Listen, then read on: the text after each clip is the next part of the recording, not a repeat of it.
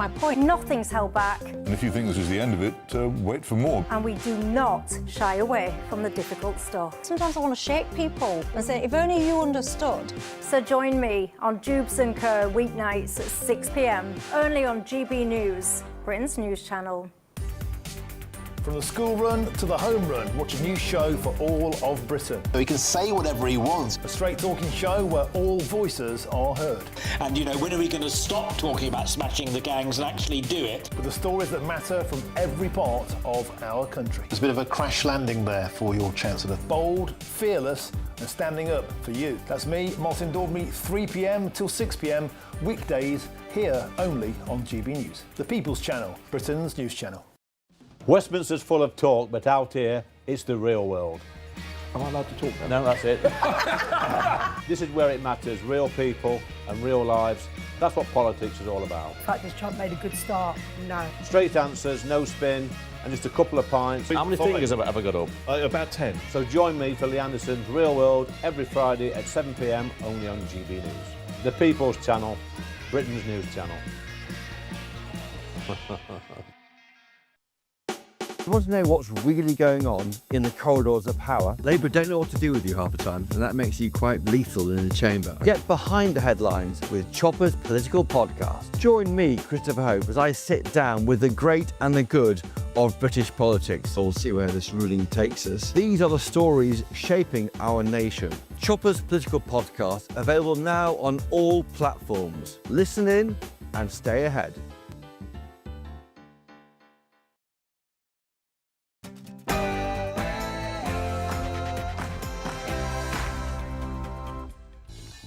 Good evening, this is Free Speech Nation with me, Josh Howie. On the show tonight...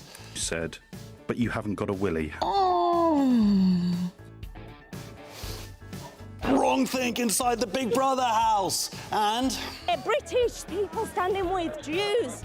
And look how we're treated. There is a space look how we're treated. Get off me. Come stand here, Get your hands off me. That counter-protester at yesterday's ceasefire march will be joining us with a colleague from the cell, fresh from the cell plus. True unrest, and it's scary. It's scary as a local resident, somebody who's born and bred here. And can you be born a bigot? The Reform councillor had since been reported to the police. Some comedians and I will be answering some crazy cultural conundrums from a live studio audience. We also have the latest from the Darlington nurses and a feminist conference which doesn't seem to have a problem with sexual abuse if the victims are Jewish. But first, the news with Aaron Armstrong.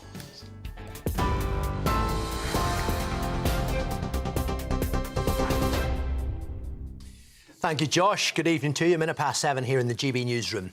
The Israeli Prime Minister says the imminent release of all hostages held by Hamas is an historic event that some people did not believe would happen. During a short statement delivered in Hebrew, Benjamin Netanyahu promised families their loved ones would be returned, saying tomorrow is the beginning of a new path. But those families have been gathering in Hostages Square in Tel Aviv to celebrate their imminent return after the Israeli government confirmed earlier all 20 living captives will be handed over simultaneously to the Red Cross in Gaza tomorrow morning before being transferred to southern Israel. Mr. Netanyahu says the campaign against Israel's enemies has not ended, although the country's president, Isaac Herzog, appeared to contradict that statement earlier. We've always said, bring back the hostages, it will change the Middle East. As soon as the hostages are back, Israel is not going to war. Israel is committed to fulfilling this agreement, and Israel wants to seek peace with its neighbors and bring a change to the future of the region at last. Sir Keir Starmer's on his way to Egypt to attend an international peace summit as part of efforts to secure the fragile ceasefire. The Prime Minister is expected to pay particular tribute to Donald Trump, who will chair the meeting of world leaders alongside the Egyptian president. Now, they will be attempting to address issues like Hamas disarmament, rebuilding Gaza and its future governance, which could derail the peace plan. But the US Vice President J.D. Vance says an historic breakthrough is close.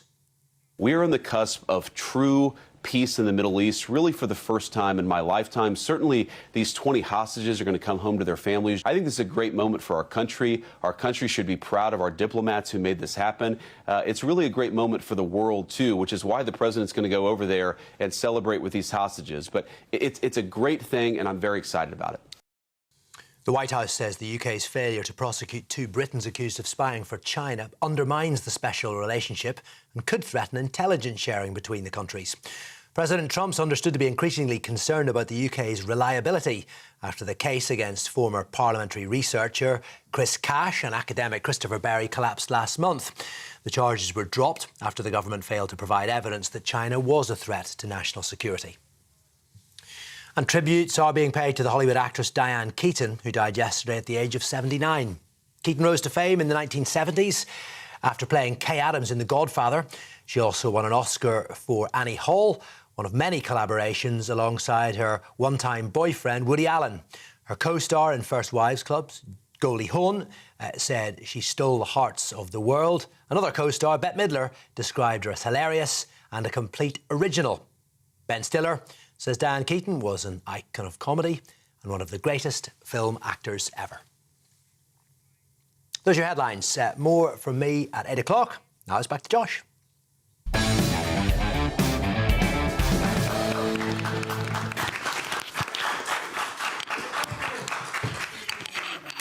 This is a show where we cast our gaze across the spectrum of culture, current affairs and politics, doing our best to bring a bit of common sense to that which has become senseless. Coming up on the show tonight, we have a fresh new development on the case from the Darlington nurses who spoke out against the NHS policy which forced them to dress in front of a man. You don't want to miss that, trust me. And a drama has erupted at a women's rights conference this week when trans activists smashed the venue's windows and sprayed paint. However, on the inside, another disturbing drama unfolded. I'm going to give you all the details on that soon. Plus, a group of artists are fighting back against art scene ruled by ideology. Find out how this group will bring back beauty and meaning over politics and posturing. First, though, there are still some good judges left in the UK. This week, Sir Joel Bentham, KC, overturned the conviction of Hamid Koskan, the man prosecuted for burning a Quran. The judge reminded us all of a vital truth. There is no offence of blasphemy in the English law. The Crown Prosecution Service tried to sneak in a backdoor blasphemy law punishing someone simply for offending religious feelings. But Justice Bentham wasn't having it, saying freedom of expression must include the right to offend, shock or disturb. This ruling is a clear win for free speech, though it doesn't set legal precedent, unfortunately. The CPS, meanwhile, refuses to admit fault and shows no sign of stopping these disturbing prosecutions for offensive speech. Joining me now to discuss this is the justice and crime journalist David Shipley. David, welcome to the show. David, I would argue this is a pivotal moment, a turning moment for this country. If this had been allowed to stand, I don't know what our country would look like in 10 years' time, frankly. Yeah, I think had the appeal not been allowed, we clearly would have an Islamic blasphemy law and a law in which, you know, a man who burned a Quran would have been punished and the man who attacked him with a knife would have been allowed to go free. And that would be terrifying. I don't think we've won, though. I think the reality is the CPS, as you just mentioned, essentially tried to create a blasphemy law. You know, initially they tried... By racial incitement or racial... They used the word, it was racial incitement. Well, it's been forgotten now, but the initial charge was that he was offending the religious institution of Islam. And public order law in this country says you can't commit a public order offence against an institution. So the CPS lawyers, we don't know which lawyers there, invented a whole law and charged him with it. It was only when the press caught onto it and we made noise that they said, oh, well, we didn't mean that, it's a mistake, but here's the new charge. And they carried on persecuting Hamid over this act, which is really concerning, I think. Yeah, I mean, has there been any level of responsibility taken? Anybody in the CPS who's answered for this or even just said, look, we got it wrong, we've learned our lesson? None at all. So I went and got a comment from them just after the appeal was allowed this week. And their whole attitude seems to be, we followed the processes, everything's fine, we didn't do anything wrong, nothing to see here. I asked them if they were going to review how they approach these kind of speech offences, would they look at other prosecutions that are underway? Nothing. So they, like much of the civil service, I think, have this attitude that as long as they follow the process, all's good, and they are very, very unwilling to admit fault. Well, this is it, but it's not. This isn't following the process. This is inventing a process, and that's the particularly worrying part of it. For the people who aren't aware of this case, this is a Turkish man, an ex-Muslim, who stood in front of the Turkish consulate, I believe, and burned his copy of the Quran. Now, we can certainly disagree with that. We might think it might be morally wrong. Whatever it is, the point is it's not illegal, certainly in this country. And someone walking past went in, he said, I'm going to kill you. He went and got his bread knife and came out, and we saw video footage of him slashing and trying to... And then a passerby even spitting on him and kicking him while he was down. And that passerby has never been caught. Of course, he just rode off on his... I'm sure the police really looked hard for him. Well, yes, I'm sure. But yeah, I think this is... I mean, it must have been hard to find him because he was a Deliveroo driver, or he was one of those drivers. So few of them, yeah. So few. How would they possibly know who ordered the food around that time and area? It would take Sherlock Holmes to be able to solve such a crime. Have to phone up Deliveroo and ask for some data or something. It'd be impossible. I think I should say I don't think it's morally wrong to burn a Quran. I think but some people might, is the point. But it's not illegal. And absolutely shouldn't be illegal. I think the really disturbing thing here is we see this again and again and again. Islamic preferences are becoming pushed into law. No one should be prosecuted for burning a Quran. It's a perfectly legitimate act of protest in a free country. We are not yet, thank God, an Islamic theocratic dictatorship. So this should never have even resulted in arrest. And the fact that there are people within the police and within the Crown Prosecution Service who took this all the way should chill us. Well, of course, I mean, if it had been the Bible or the Torah, I don't believe that this would have in any way gone to that point, let alone arrest, let alone going forward through the CPS. People... Well, we've had 2 years of people saying terrible things about Jewish people on the streets of London. Christianity is criticised and attacked all the time. And no one ever gets prosecuted for it. So no, of course it wouldn't have resulted in prosecution were it other religions. And I think the issue is that, many Muslims react with a lot of anger when they feel their beliefs are criticised or threatened. We saw a few years ago that schoolboy who brought a Quran into school, and in a sort of schoolyard tussle, it got a bit scuffed, and I think a page got torn slightly. And, you had 130 imams writing into the... To the school saying this is terrible, this is the worst thing that's ever happened. This is an inherently sort of fragile, angry response to perceived slights. And these people who make huge noise and come up with all these threats do seem to be compelling the institutions. Well, I think the most shameful thing, if anybody remembers the footage at the time, was the police and the school organised a sort of press conference where the mother was kind of shamed in front of all of these Muslim men and kind of almost seemingly pleading for her child's life, as opposed to the police doing their job, which is if someone makes a threat or a death threat of violence, you go out and arrest them. Yeah. Absolutely, and this is this cowardice, right? This tendency to say, oh, let's just go along with this. Let's manage community relations. And actually, it's exactly the same tendency that we saw with the Muslim rape gangs. The tendency to say, we'll just try to keep a lid on this. We don't want to cause trouble. We won't actually say what's going on. We won't name the problem, and it's deadly if we allow this to continue. Well, you're kicking the can down the road. I think the most insidious part of this whole case for me was in the initial finding, in the initial judgment. It was the fact that the gentleman who went out to stab him was offended, was so grievously offended that kind of proved the case that he should then be found guilty. And the CPS barrister in the appeal was still pushing that argument, saying that the mere fact that someone was angry enough to go and get a knife proved that this was a provocative act. And that's crazy. It's pure victim blaming. To say that, oh, well, the fact that someone attacked you for this proves that you did a bad thing. It makes no sense at all. Well, it's not that it also makes no sense, but it's just, as I say, the legal precedent for it, the whole point. And as this judgment has come through from the new judgment, basically saying that you don't have the right in this country to not be offended. I mean, this is one of the core foundations of free speech. And yet, when you have the lower courts essentially saying, if you are offended, you are right to be able to go out and stab somebody, then it just flips it totally around. The entirety of our society becomes about who's most offended then. Of course, and it gives people who say they're offended a right to veto any speech they don't like. which would be chilling. And I think I'm often quite quick to criticise judges who I think have got it wrong. And I should say that Justice Benetham, his judgment was incredible. You know, he really made it very clear that this was a free speech issue. It was a beautiful thing to read. The sad part of it is that it's not sort of legally binding for other cases, is that right? That's right, yeah. Because this was held in a Crown Court, so Justice Benetham with 2 magistrates, it's not binding in the same way that a sort of full High Court appeal hearing would be. It is, I understand, likely to be sort of considered helpful to future appeal courts, but we aren't safe, and I think we need to actually get new legislation to make this very clear. Have you seen any evidence of politicians speaking up to try and force the CPS to kind of take some responsibility for what's going on, so that there are obviously individuals within the CPS who are working to push forward a blasphemy law by backdoor? This is not a conspiracy, this is just exactly what we've seen. Unless someone's held to account, there's nothing to stop them from trying it again. Yeah, Robert Jenrick, I think, has been quite vocal in this. So he attended the appeal, and he has been sort of putting out social media messaging, talking about the CPS issue. But that's where we need to look. Like you said, the CPS has tried to create new law, which itself is incredibly undemocratic and insidious. You know, law should be made by Parliament. This is fairly basic.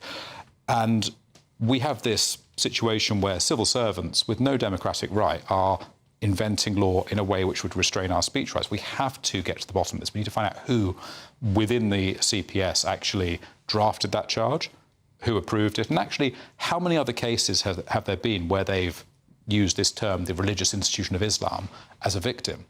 Because there may be many. I've been trying to get this information out to them via freedom of information requests for some months now, and they are resisting it throughout. So we need to get to the truth. Absolutely. Well, look, thank you so much for joining us. I really hope that they have learned their lesson. I suspect not. Ladies and gentlemen, big round of applause for Justice crime journalist David Shipley.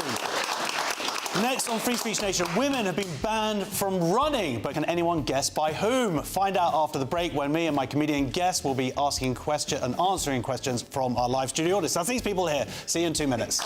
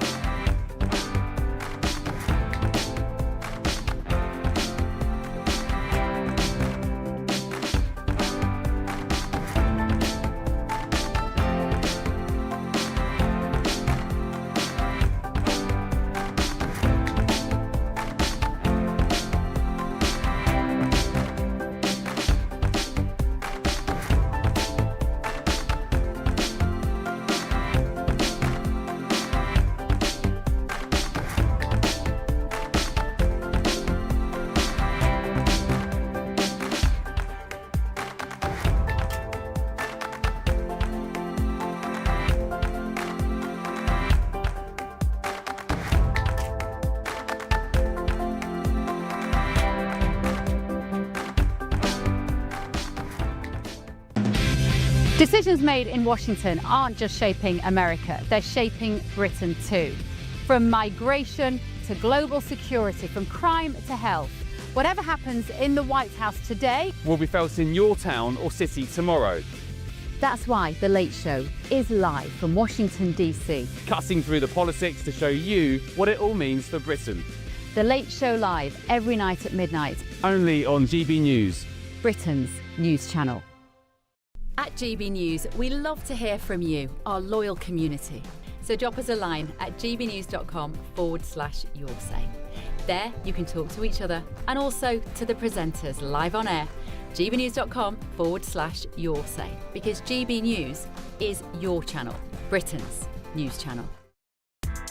Join me, Nana Akweer, for an informative, interactive news programme with a difference. It's fun. No, he didn't say that, Dave. I'm so surprised. I think there's an element of truth to that. Join me from 3 p.m. every weekend, only on GB News, Britain's news channel. In the GB Newsroom, we bring you the news as it happens. With our team of dedicated journalists across the UK. We're ready to keep you up to date with what's happening every half an hour, every single day. Bulletins here on GB News. The People's Channel. Britain's news channel.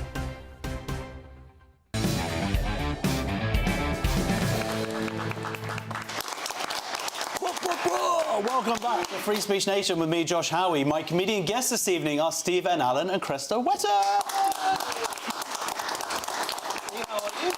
I'm doing all right, thanks. A little bit of knee ache, but that happens at our age, doesn't it? Sure. The back's obviously hurting, and my elbows. Oof, you don't want to get into it. This is what old men do, isn't it? We just talk about things. That's all we do. I just want to talk to you about how many times you go to the toilet.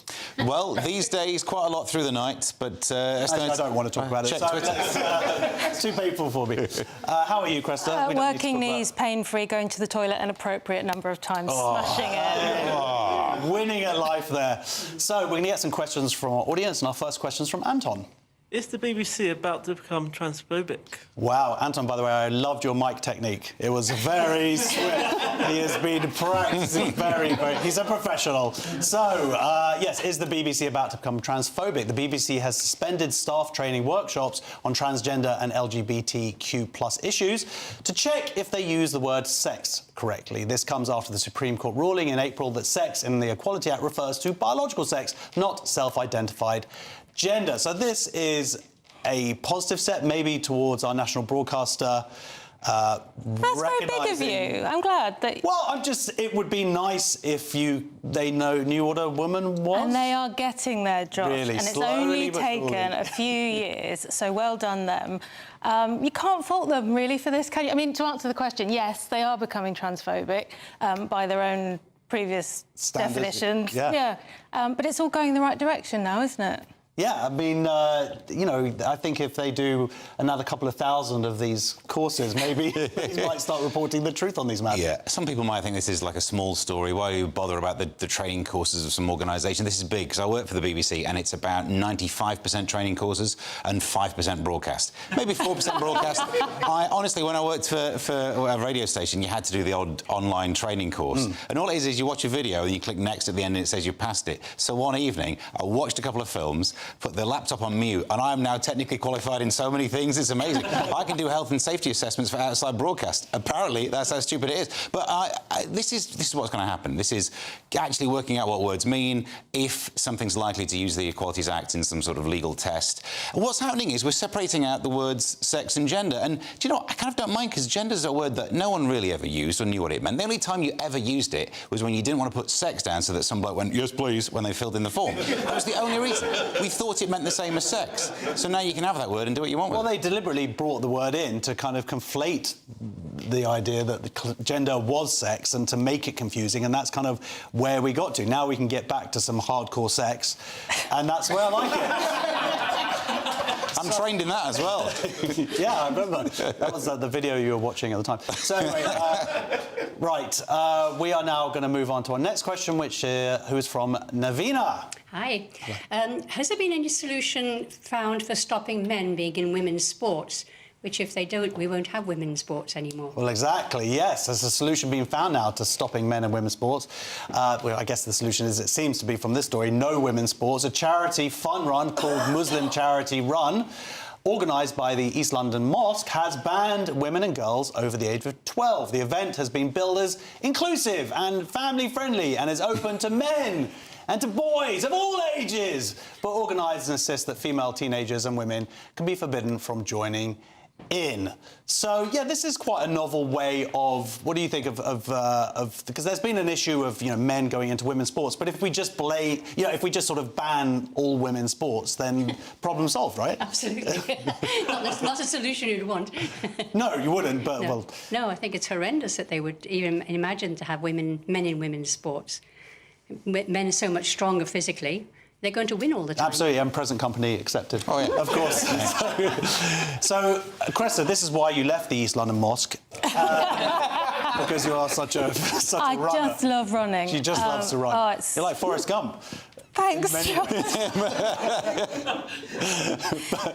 but yeah, this is a policy. I believe it's been in place actually for a few years now, and now it's kind of getting some attention. Yeah, I didn't know that. I'm glad we're talking about it. It's outrageous, isn't it?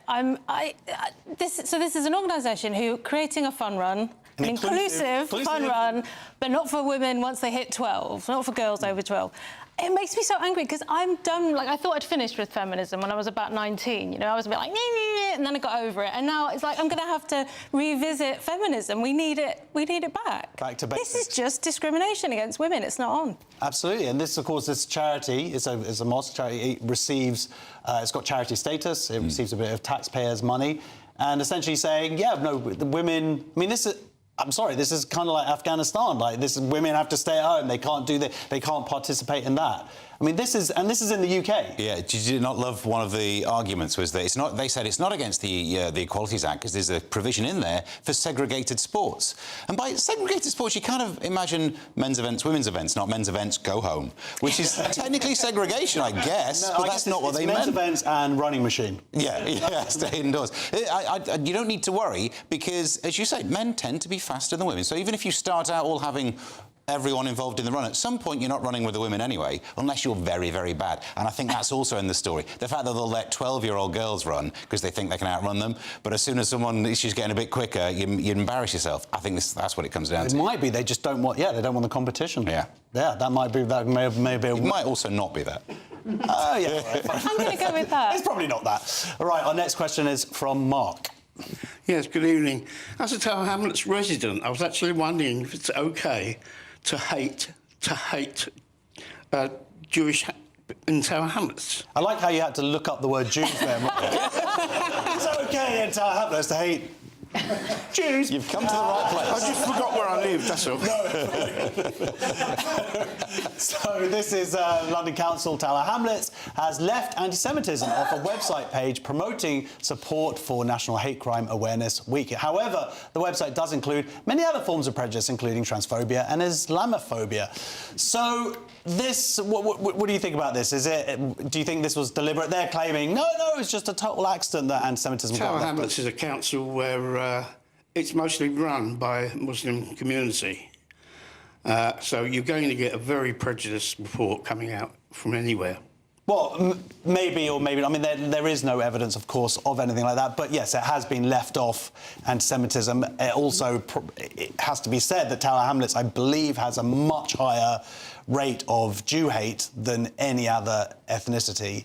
Well, there aren't a huge number of Jewish people there. So I think it's like 0.6% or something, and they are. So there's about 200 attacks on Jews, where there's about 300 attacks on Muslims, but then they represent about 40% of the population. Yeah. So it's a much higher rate. Well, to be fair to them, the Tower Hamlets have said this was a mistake, and it's to do with the way the picture was cropped, because anti-Semitism was in small letters at the edge. And they've now corrected it, and it does include anti-Semitism. Well, that's it. It's just, it's just such a coincidence, Steve. There's a little anti-Semitic lift up there. Let's just crop it. Oh, no, what can we do? I did think there's a chance that it was... Because they list loads of other types of prejudice, but not anti-Semitism. And I did think it is a trickier one to spell. It's I's and E's, do you know what I mean? The vowels are a bit tricky. But then in the modern-day world of spell check, it's probably not that. So you've got to look... I think we can rule... Through deductive logic, we can rule that one out. And it's just on their website as well, where they missed it out and they put it back on. I also think there's probably no one thinking, I was going to do some anti-Semitism today, but I checked the website, and it says you can't do it around here, so I probably won't. So all of this is a bit pointless. Yeah, but I wanted to do the story, so... so whatever, Steve. Right, does having monkeypox make you racist? That is the question that is from Jeff. Jeff, where are you? Jeff, could you ask that question, please? Yeah. Smooth. Jeff, ask a different one. Mark Duranic, could you please sort out my autocue as well? I've had my thunder stolen. I'm sorry. I've been rehearsing that line all evening. But do it in interpretive dance. Does having monkeypox make you racist? Oh, good wow, question. That's an original question. Or what about, supposing you had chickenpox, does that make you anti-avian? There we go. Thank you very much. You saved us on the fly there. This is America's top public health agency has reverted to calling Mpox monkeypox, despite a broad consensus that the original name for the virus is stigmatising and scientifically inaccurate. So I don't know if you're familiar, Jeff, with Mbop. The Hanson song. Yeah, the Hanson song. So this is what I'm reminded of when I hear Pox. Okay. Sorry. That was worse than the disease. That was I'd rather get I do apologise. I thought you'd forgotten to take your tablets. I've got Mpox. For a minute, I panicked and thought you were going to do it in interpretive dance. Yes. I'm thrilled that you didn't. Yeah, so this is supposedly the American Drug Administration becoming less woke, and they've gone back to good old monkeypox.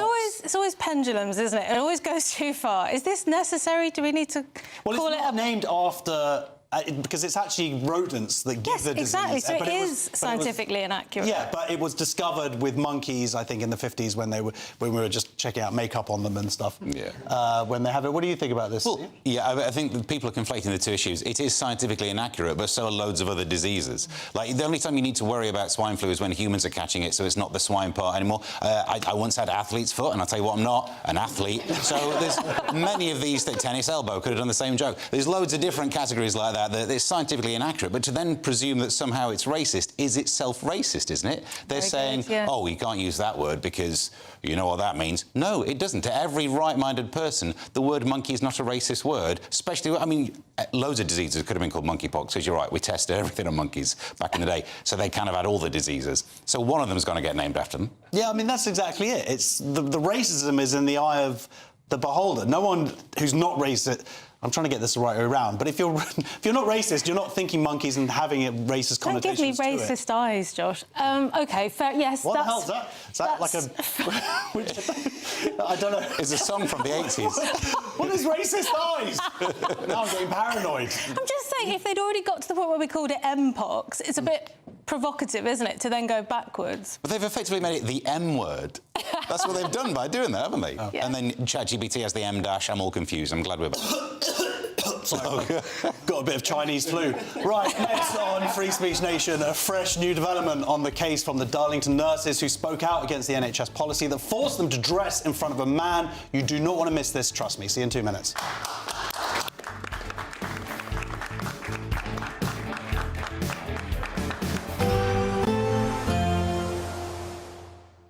Can't wait to get in that sea. Lovely and warm. Just like the feeling of having great travel insurance. All Clear Travel Insurance sponsors GBNews Travel Destinations Forecast. Hello there. If you're heading off to southern Europe in the next few days, there's plenty of dry and warm weather on the way for most of us. Further west, though, there will be some heavy showers, particularly across Iberia, and that's just due to the remnants of Storm Alice that's been affecting parts of eastern Spain over the weekend. So parts of eastern Spain, the Balearics, seeing some heavy showers and thunderstorms on Monday. There'll also be some showers across parts of Sardinia, Sicily, and also parts of Greece as well. But many places will have a fine and dry few days of weather to come with plenty of sunshine. All Clear Travel Insurance sponsors GBNews Travel Destinations Forecast. Hello again and welcome to your latest GB News weather update from the Met Office. Whilst high pressure will keep it generally dry for most of us through the coming week, there will be a lot of low cloud. That means it will be gloomy at times, with the best of any sunshine, generally speaking, across the north and the west of the UK. So high pressure dominates through the next few days. Very few ice bars on the chart, so not much in the way of breeze, and therefore things not really changing day to day. Through this evening, we will see generally cloudy skies developing across most of England and Wales, the best of any clear breaks in the west. And here we could see 1 or 2 fog patches, but these are most likely, I think, across parts of Scotland by the morning. With that cloud blanket coming in across England and Wales, it won't be as cool as it was last night. Temperatures generally holding up into the high single figures for most.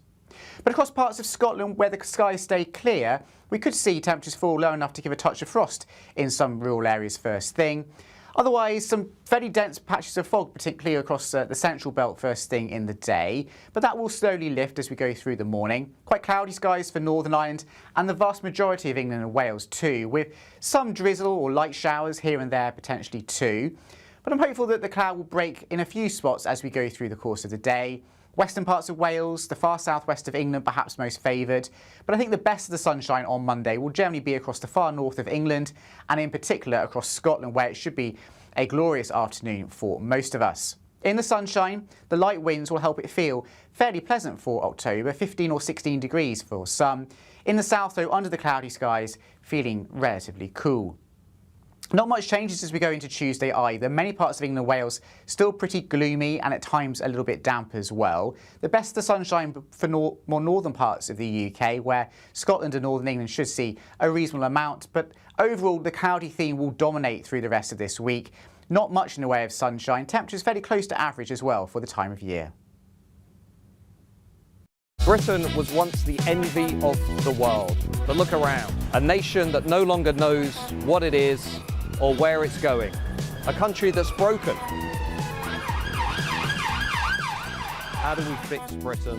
How do we bring it back? Friday night with Matt Goodwin at 8 p.m. only on GB News. At GB News, we love to hear from you, our loyal community. So drop us a line at gbnews.com/yoursay. There you can talk to each other and also to the presenters live on air. gbnews.com/yoursay, because GB News is your channel, Britain's news channel. Join me, Nana Akweer, for an informative, interactive news programme with a difference. It's fun. No, you didn't say that, Dave. I'm so surprised. I think there's an element of truth to that. Join me from 3 p.m. every weekend, only on GB News, Britain's news channel.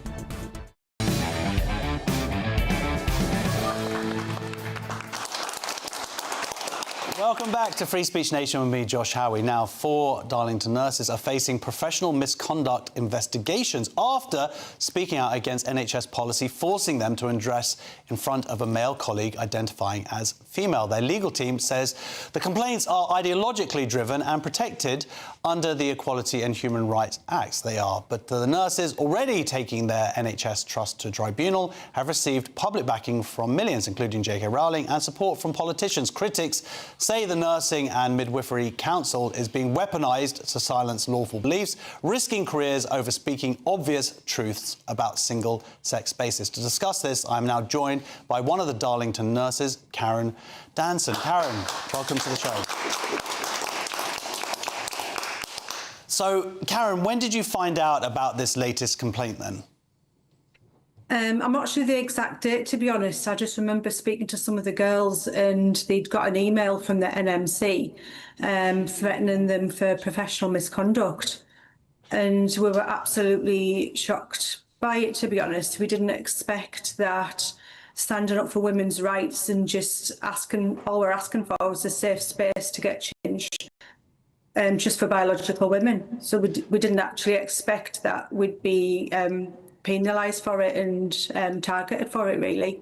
So, I mean, people can make complaints to the official board, I guess, but they have the right to just kind of look at it and dismiss it outright. Surely the fact that they've actually taken this further, and my understanding is that these complaints can just go on for years as they're investigated. They can, yes, and it's only been 4 complaints. And you look at what the girls have done over the years. They've never they've got an untarnished record. They're absolutely fantastic ladies, and it's the unfounded claims that's clearly been put together just to penalise them and just to I think it's just done to spite them and to threaten them and to say, do you know what, this is what happens if you speak out and fight for the truth. And I think it's like a threat for the girls, but I think it's also a threat for anybody else who wants to come forward. We've got international nurses that are scared of losing their jobs and losing the visas. And I think now, because of these claims, there's more people going to be concerned and not wanting to come forward. So I think, like I say, it's just a way of saying, this is what's going to happen to you if you come forward. Yeah, because it's got nothing to do with how good you are at your jobs, right? There's no complaints about how you've treated a patient in terms of any medical. So it's just the fact that you've spoken out on this issue. That's enough to allow this complaint to go forward. Exactly. Yeah, exactly it. And like I said, they've been in full compliance with the NMC code. They've done nothing wrong at all. All they've done is step forward and be a voice for women like myself, because I was anonymous at the beginning. Just to be a voice for the people who've had their voice took away, and to be penalised for it it's unacceptable, really. So yes, they've done nothing wrong.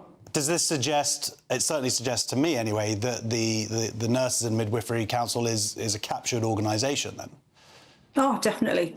Yeah, there's too much of this trans ideology. It's too much now. I mean, yeah, sorry, I'm getting a bit muddled with my words, but yeah, it's too much. That's the way it works. I mean, you had, obviously, in Scotland, you have Sandy Pagey, you have her case that's been going on now as well. And we've seen a lot of that in the press. The group of you, I think, but it's 5 of you total, is that right? And there was 8 claimants altogether. It's 8, but yeah. 8 of us have taken it this far, yeah. OK, oh, sorry, so it's 4 the with 4 this girls complaint. that have been penalised is the 4 girls that weren't anonymous at the beginning. I see, exactly. So, as you say, this is a way of keeping people quiet and keeping them anonymous. But I believe your case is now about to go to court, is that right? It is, yes. The 20th of October, 20th of this month, the lawyers and the team get together, and then evidence and things like that start on the 22nd. Yeah, and I saw a thing a few weeks ago, Jennifer Melia, who we've had on the show, she is a nurse, and she's had a similar complaint made against her, right? And for the unbelievable crime of misgendering a prisoner and not using the right pronouns. So this is definitely indicative of something going on at the council. And when do you find? I know you have backing, but is this something that will potentially drag on for years then? I think the NMC could drag on for a long time. There's no evidence behind it, so hopefully it shouldn't take too long. But I think the whole case, everything, because it's not just in our workplace, it's in other places, it's in changing rooms. The policies are, everything, like these issues are widespread. So even when we win our case, because I believe we will, even when that's over, it's not going to be over for us, because we're going to still be an advocate and a voice for other women. Absolutely. Well, good luck with the case, and I'm sorry that the punishment continues for you. Thank you very, very much for joining us, ladies and gentlemen. Please, Karen Danson. Thank you. Next on Free Speech Nation, drama erupted at a women's rights conference this week when trans activists smashed the venue's windows and sprayed paint. However, on the inside, another disturbing drama unfolded. Stay tuned. See you in 2 minutes.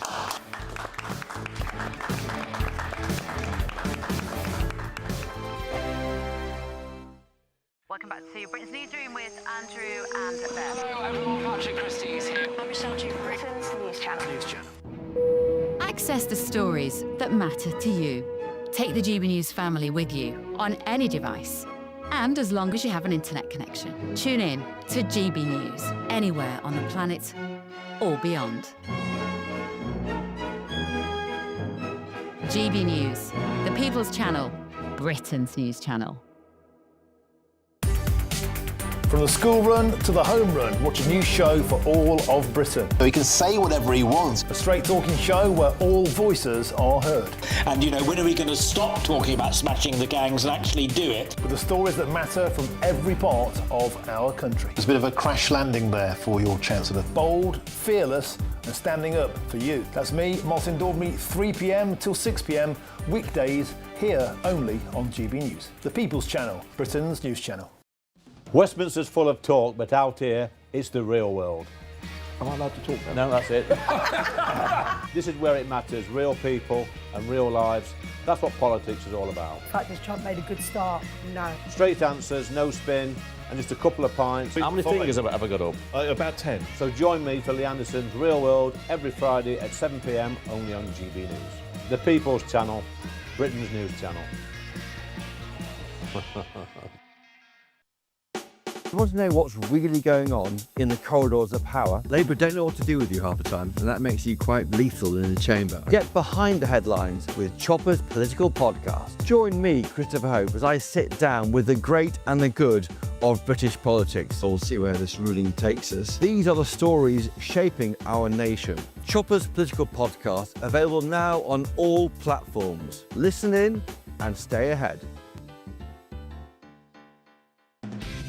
Decisions made in Washington aren't just shaping America, they're shaping Britain too. From migration to global security, from crime to health. Whatever happens in the White House today will be felt in your town or city tomorrow. That's why The Late Show is live from Washington, D.C. Cutting through the politics to show you what it all means for Britain. The Late Show live every night at midnight. Only on GB News, Britain's news channel. Bold. They are under no illusion. Ray. Are you a human trafficker? Boundless. I've had enough of the nonsense, and I'm not afraid to say it. Don't get this on the BBC. Every weeknight, I tear through the headlines. The smell of gasoline. Should we be worried about it? From Westminster madness to cultural war chaos. What I'm going to do now is they are throwing things up the car as we speak. Get ready, Britain. Here we go. Patrick Christie's tonight, weeknights from 9 p.m, only on GB News, Britain's news channel.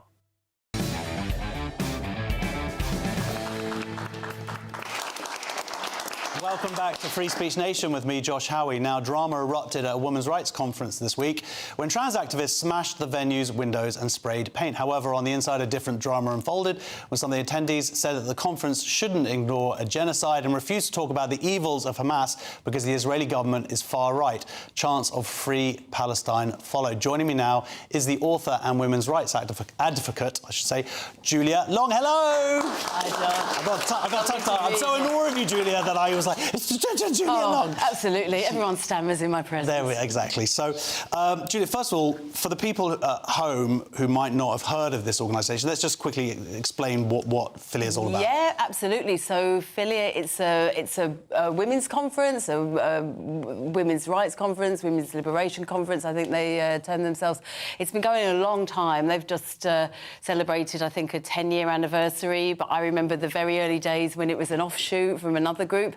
It was Feminism in London, so that was about 2008. So it's been going a long time, and it's kind of evolved in different ways. And it's like Europe's biggest conference, I think. Yeah, well, I can't imagine there's a bigger one. I think that's how they build themselves. And yes, I think there were around about 2,500 women there. So big thing. I've literally just got off the train. I've still got my.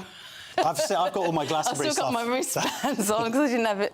Yeah. Anyway, so I'm just literally off the train, so I haven't really had time to percolate. Well, I've been following online. The first thing that I saw, and this did get into the national press, which is good, of course, were the attacks by trans activists on the night before. There were windows that were kicked in and graffiti, and they kind of revelled in it as well. It's terrible. So I arrived... Well, you can see, yeah. So... Are you showing it? Yeah, I don't know how well that really I don't know how well that really conveys it. Yeah. I arrived on the morning, for the opening plenary, and it was, I have to say, it was absolutely shocking. They must have smashed about half a dozen, the really, like these, the big windows, smashed. The next day, when they were boarded up, it was even more shocking because you could really see it all boarded up, and it was covered in. They just must have thrown pots of pink paint all over it. It was absolutely disgusting. It was so. It was just such an act of violence against a women's conference. It was, and there was a group of. I can't even call them trans activists because if you say trans rights, it suggests that there's some legitimate rights that they are campaigning for, but they're just hideous. I could hear these male voices chanting and shouting, and it was just the ultimate irony because you've got this women's conference where there was lots of discussion about all the horrors of prostitution, FGM, femicide, all these terrible things. And then you've got these violent men who've literally vandalised the building and are shouting at us.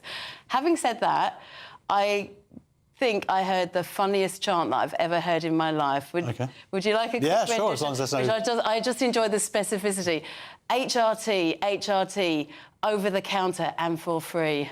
OK, yeah. It's a very, as chants go, it's very specific, isn't it? OK. So I believe there's a sequel. What do we want? Hemorrhoid cream. When do we want it? Now. I believe that's the sequel because they're very specific about their pharmaceutical products and their ointments. So HRT. I mean, look, if the, you know what, it's interesting in this debate because when the trans rights are human rights, then you say, well, OK, sure. What do you want? You know what? If there's HRT and you want free HRT, I mean, I'm just saying, like, OK, that's a right, and if you think if it's deserved on the NHS or whatever it is, at least that's something tangible. I think the NHS has other much more pressing priorities, and also the rights that they want is for men to pretend to be women and to come into. Well, that's what I'm saying. Is that so? That is their right that they're not entitled to. Absolutely, but I'm just saying, if it's HRT, I'm like, yeah, I don't agree. You're not happy. Well, look, as long as my wife still gets her HRT, I'm totally fine. I'm not a fan of HRT anyway. Anyway, Josh, all right. Okay, let's not argue. Let's not ruin our beautiful friendship on HRT. Absolutely not. All right. Well, look, let's chat after. yeah. So that happened, and I remember seeing that and being horrified, and then I saw something that you posted about the actual when the event started, and the two are unrelated. So let's put that to the side. Let's talk about what happened inside there. So that was the opening plenary session. I got there a little bit late. It was all kind of underway when I went in, and so one of the big plenary speakers. It was in the main auditorium. So you have best part. Probably 2,000 women at least. And the thing with the opening plenary is it sets the tone for the whole conference because everyone's there. So it's a really key position to have. And the speaker, who's author and activist campaigner, Rahila Gupta, she was promoting a book that she's written about Filia, or I think it's about British feminism, but kind of, she says, through a Filia lens. So she was talking a lot about this book. And I found it, within, I don't know, maybe 15 seconds, she'd already mentioned the rise of the far right. There was, straight, very, very soon in her talk. And I did think that was a bit of a strange thing to bring up so quickly, given that we'd all had to run the gauntlet of these so-called trans rights activists and so-called anti-fascists, all of this lot, and there was no mention of them. And I thought, right, we've just come through here and the windows have been smashed and they're shouting these horrible things. And yet you're... Well, this is the real fascism that's going on here. You're raising this kind of spectre of the far right, and I'm not going to, I won't get into all of that now, but I did think it was interesting. I thought, well, at least mention this as well, but no. But anyway, so then later on, as I recall, she was saying something about how important it is that, as women, feminists, we come together and we bring, we rise above our differences and, this kind of thing. And then it just started to really kind of jar, because then she said, and I'm not going to stand here and pretend a genocide isn't happening. So obviously she already framed... She's talking about Gaza, which I would argue is a very contentious term, and I would also argue is an anti-Semitic framing of what's actually happened. Yeah, exactly. I mean, to use it, there's different points of view, which I'm aware of, but I'm inclined to agree with you, Josh, in terms of that, the use of that word... has got all kinds of... is a very, very serious and contentious sort of use of that word. And then she carried on. Let me try. I do want to try and get this right. To be honest, by the end of it, I was so angry. It's hard to recall it. I want to do justice and be as accurate as I can. But she started to say something about... She said something, I'm sure, about the suffering of women and children in Gaza, which I absolutely... Yeah, totally, of course. It was very striking to me. There was no mention of October the 7th, no mention of the hostages, no mention of the ceasefire, as it seemed to be emerging that was going to happen. And so she said... Sorry, I've gone a bit blank now. No, well, it's just for me, when I read about it was about the sexual violence that occurred on October 7th. Yeah, absolutely. So, and then she said, as someone who has always fought against religious fundamentalism, I will not be lectured on the evils of Hamas when the Israeli government is far right. It was something like that. And I thought, that's really shutting down any discussion or any mention even of the horrors of October the 7th. And to say I will not be lectured is such a put down to anyone who wants to raise it, because no one likes someone who's lecturing. You know, it's a really deliberate choice of words, I think. So she said she will not be lectured on the evils of Hamas, which is basically shut up about that. And then she kind of segued from that into, I don't remember all of it, you could be against the war in Gaza and you could still go, you could condemn rapist terrorists. Exactly. If she had included the horrors of the atrocities that Hamas committed on October the 7th and spoken about the hostages, and particularly given the context, particularly if she'd at least acknowledged the horrific sexual violence that was perpetrated then, I really would have, I can see the absolute horrors on both sides, but the fact that that was omitted, and from that she then went straight into chants of free Palestine. And I believe Jewish women walked out or were very upset about this. I could not believe it, because she obviously wanted to whip everyone up and I thought that was such an irresponsible thing to do at the beginning of this conference, to try to get them doing that. And to be honest, I was incandescent. I was absolutely incandescent, and I'm sure other women walked out, but I was shouting. Well, I saw you standing in front. There's a photo of you standing in front of the conference with holding a banner saying "Rape is not resistance," which is how it's presented. That's a photo of them, And unfortunately, what you experienced and saw seemed to bleed into the rest of the weekend in terms of, I believe there's a pamphlet that was given out by one of the organisations which is just full of the most horrible anti-Semitism.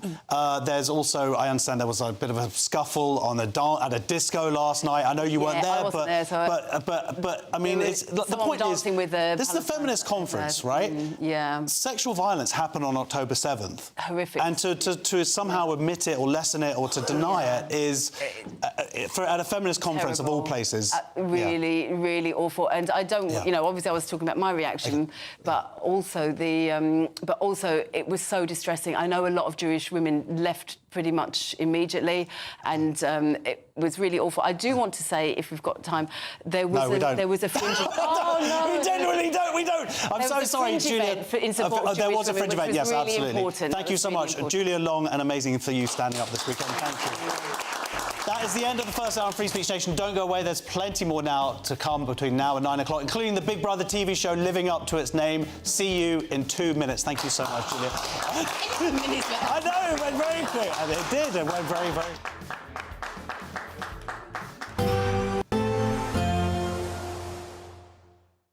Expect warm spells with the odd rude interruption. Box Boiler sponsors the weather on GB News. Hello again, and welcome to your latest GB News weather update from the Met Office. Whilst high pressure will keep it generally dry for most of us through the coming week, there will be a lot of low cloud. That means it will be gloomy at times, with the best of any sunshine, generally speaking, across the north and the west of the UK. So high pressure dominates through the next few days. Very few ice bars on the chart, so not much in the way of breeze, and therefore things not really changing day to day. Through this evening, we will see generally cloudy skies developing across most of England and Wales, the best of any clear breaks in the west. And here we could see 1 or 2 fog patches, but these are most likely, I think, across parts of Scotland by the morning. With that cloud blanket coming in across England and Wales, it won't be as cool as it was last night, temperatures generally holding up into the high single figures for most. But across parts of Scotland where the skies stay clear, we could see temperatures fall low enough to give a touch of frost in some rural areas first thing. Otherwise, some fairly dense patches of fog, particularly across the central belt first thing in the day, but that will slowly lift as we go through the morning. Quite cloudy skies for Northern Ireland and the vast majority of England and Wales too, with some drizzle or light showers here and there potentially too. But I'm hopeful that the cloud will break in a few spots as we go through the course of the day. Western parts of Wales, the far southwest of England perhaps most favoured, but I think the best of the sunshine on Monday will generally be across the far north of England and in particular across Scotland, where it should be a glorious afternoon for most of us. In the sunshine, the light winds will help it feel fairly pleasant for October, 15 or 16 degrees for some. In the south though, under the cloudy skies, feeling relatively cool. Not much changes as we go into Tuesday either. Many parts of England and Wales still pretty gloomy and at times a little bit damp as well. The best of the sunshine for more northern parts of the UK, where Scotland and Northern England should see a reasonable amount. But overall, the cloudy theme will dominate through the rest of this week. Not much in the way of sunshine. Temperatures fairly close to average as well for the time of year.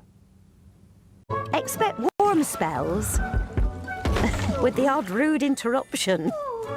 Boxed Boilers sponsors the weather on GB News.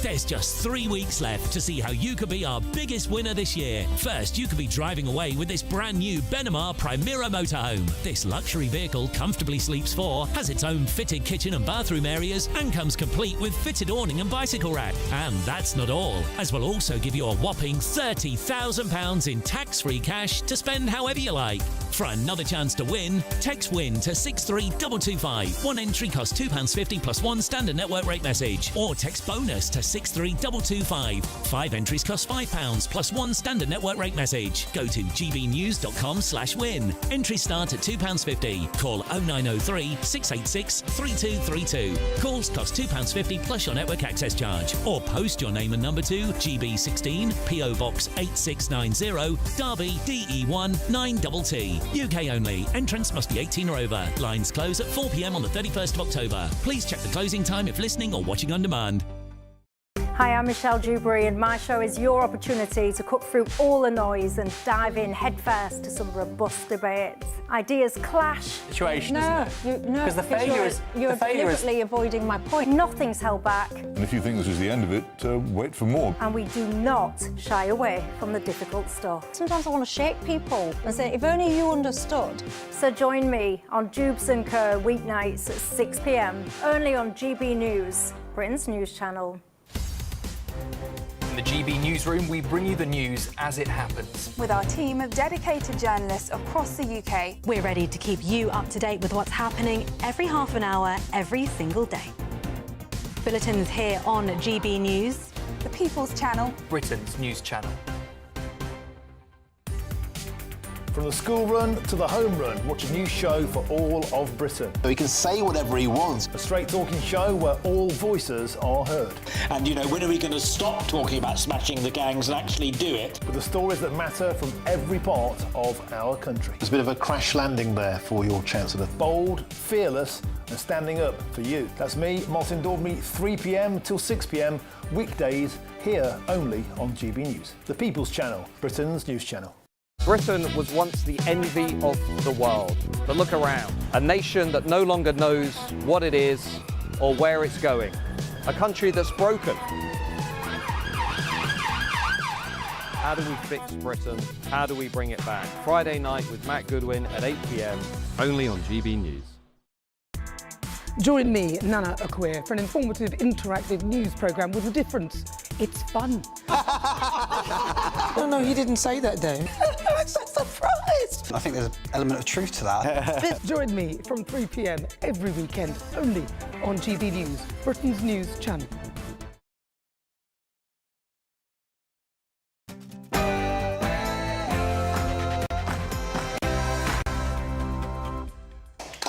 Plenty more still to come on Free Speech Nation this week, including... You said, but you haven't got a willy.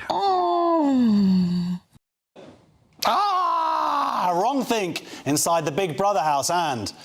British people standing with Jews, and look how we're treated. There is a space for look you how to we're stand. treated. Get off me. No, come stand here, Get please. your hands off me. That protester at yesterday's ceasefire march is going to join us along with another one fresh from a cell. Plus...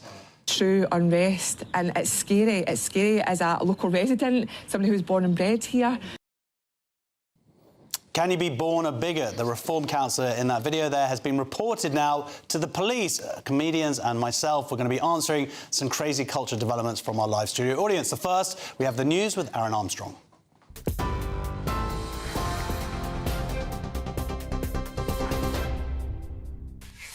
Thank you very much indeed. Good evening to you. It's 8 o'clock. Our headlines. The Israeli Prime Minister says the imminent release of all hostage held by Hamas is an historic event that some people didn't believe would happen. During a statement delivered in Hebrew, Benjamin Netanyahu promised families their loved ones would be returned, saying tomorrow is the beginning of a new path. He made no mention of Donald Trump. Live pictures. We hope to bring you live pictures from Tel Aviv a little later. The families have been gathering in Hostages Square to celebrate their loved one's imminent return. However, Hamas may have put a spanner in the works. They're insisting 7 Palestinian leaders must be freed as part of the hostage-prisoner swap. They are prominent Palestinian prisoners. Mr Netanyahu says the campaign against Israel's enemies has not ended, although the country's President Isaac Herzog appeared to contradict that statement earlier. We've always said, bring back the hostages, it will change the Middle East. As soon as the hostages are back, Israel is not going to war. Israel is committed to fulfilling this agreement, and Israel wants to seek peace with its neighbors and bring a change to the future of the region at last. Meanwhile, the security situation in Gaza remains perilous amid reports of violent clashes between Hamas and armed gangs in Gaza City. It's understood more than 24 people have been killed during heavy gunfire. The Israeli army withdrew from parts of the territory on Friday. Dozens of aid trucks have now begun to enter Gaza. The United Nations says at least 600 are needed every day to address what it's described as a man-made famine as a result of Israel's blockade. A cabinet minister says Sir Keir Starmer's national security advisor played no role in the collapse of a prosecution against 2 alleged Chinese spies.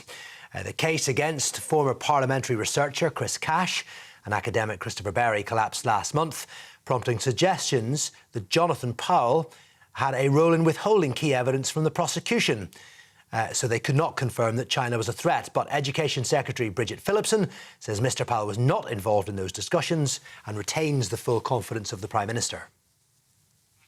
Meanwhile, Bridget Phillipson has written to university vice-chancellors urging them to protect students from what she's described as the poison of anti-Semitism.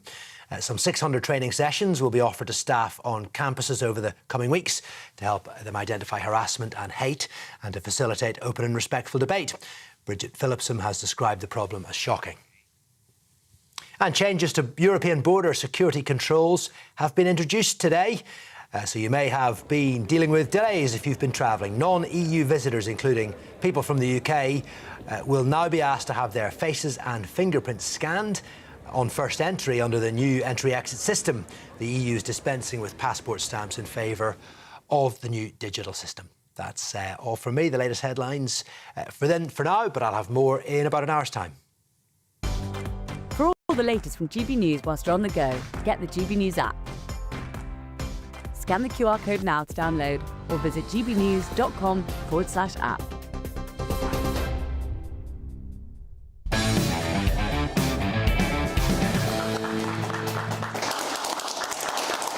Welcome back to Free Speech Nation with me, Josh Howie. I'm still joined by my comedian guests, Steve and Alan and Cresta Wetton, and we are going to go to some questions from our audience. Our first one is from Solomon.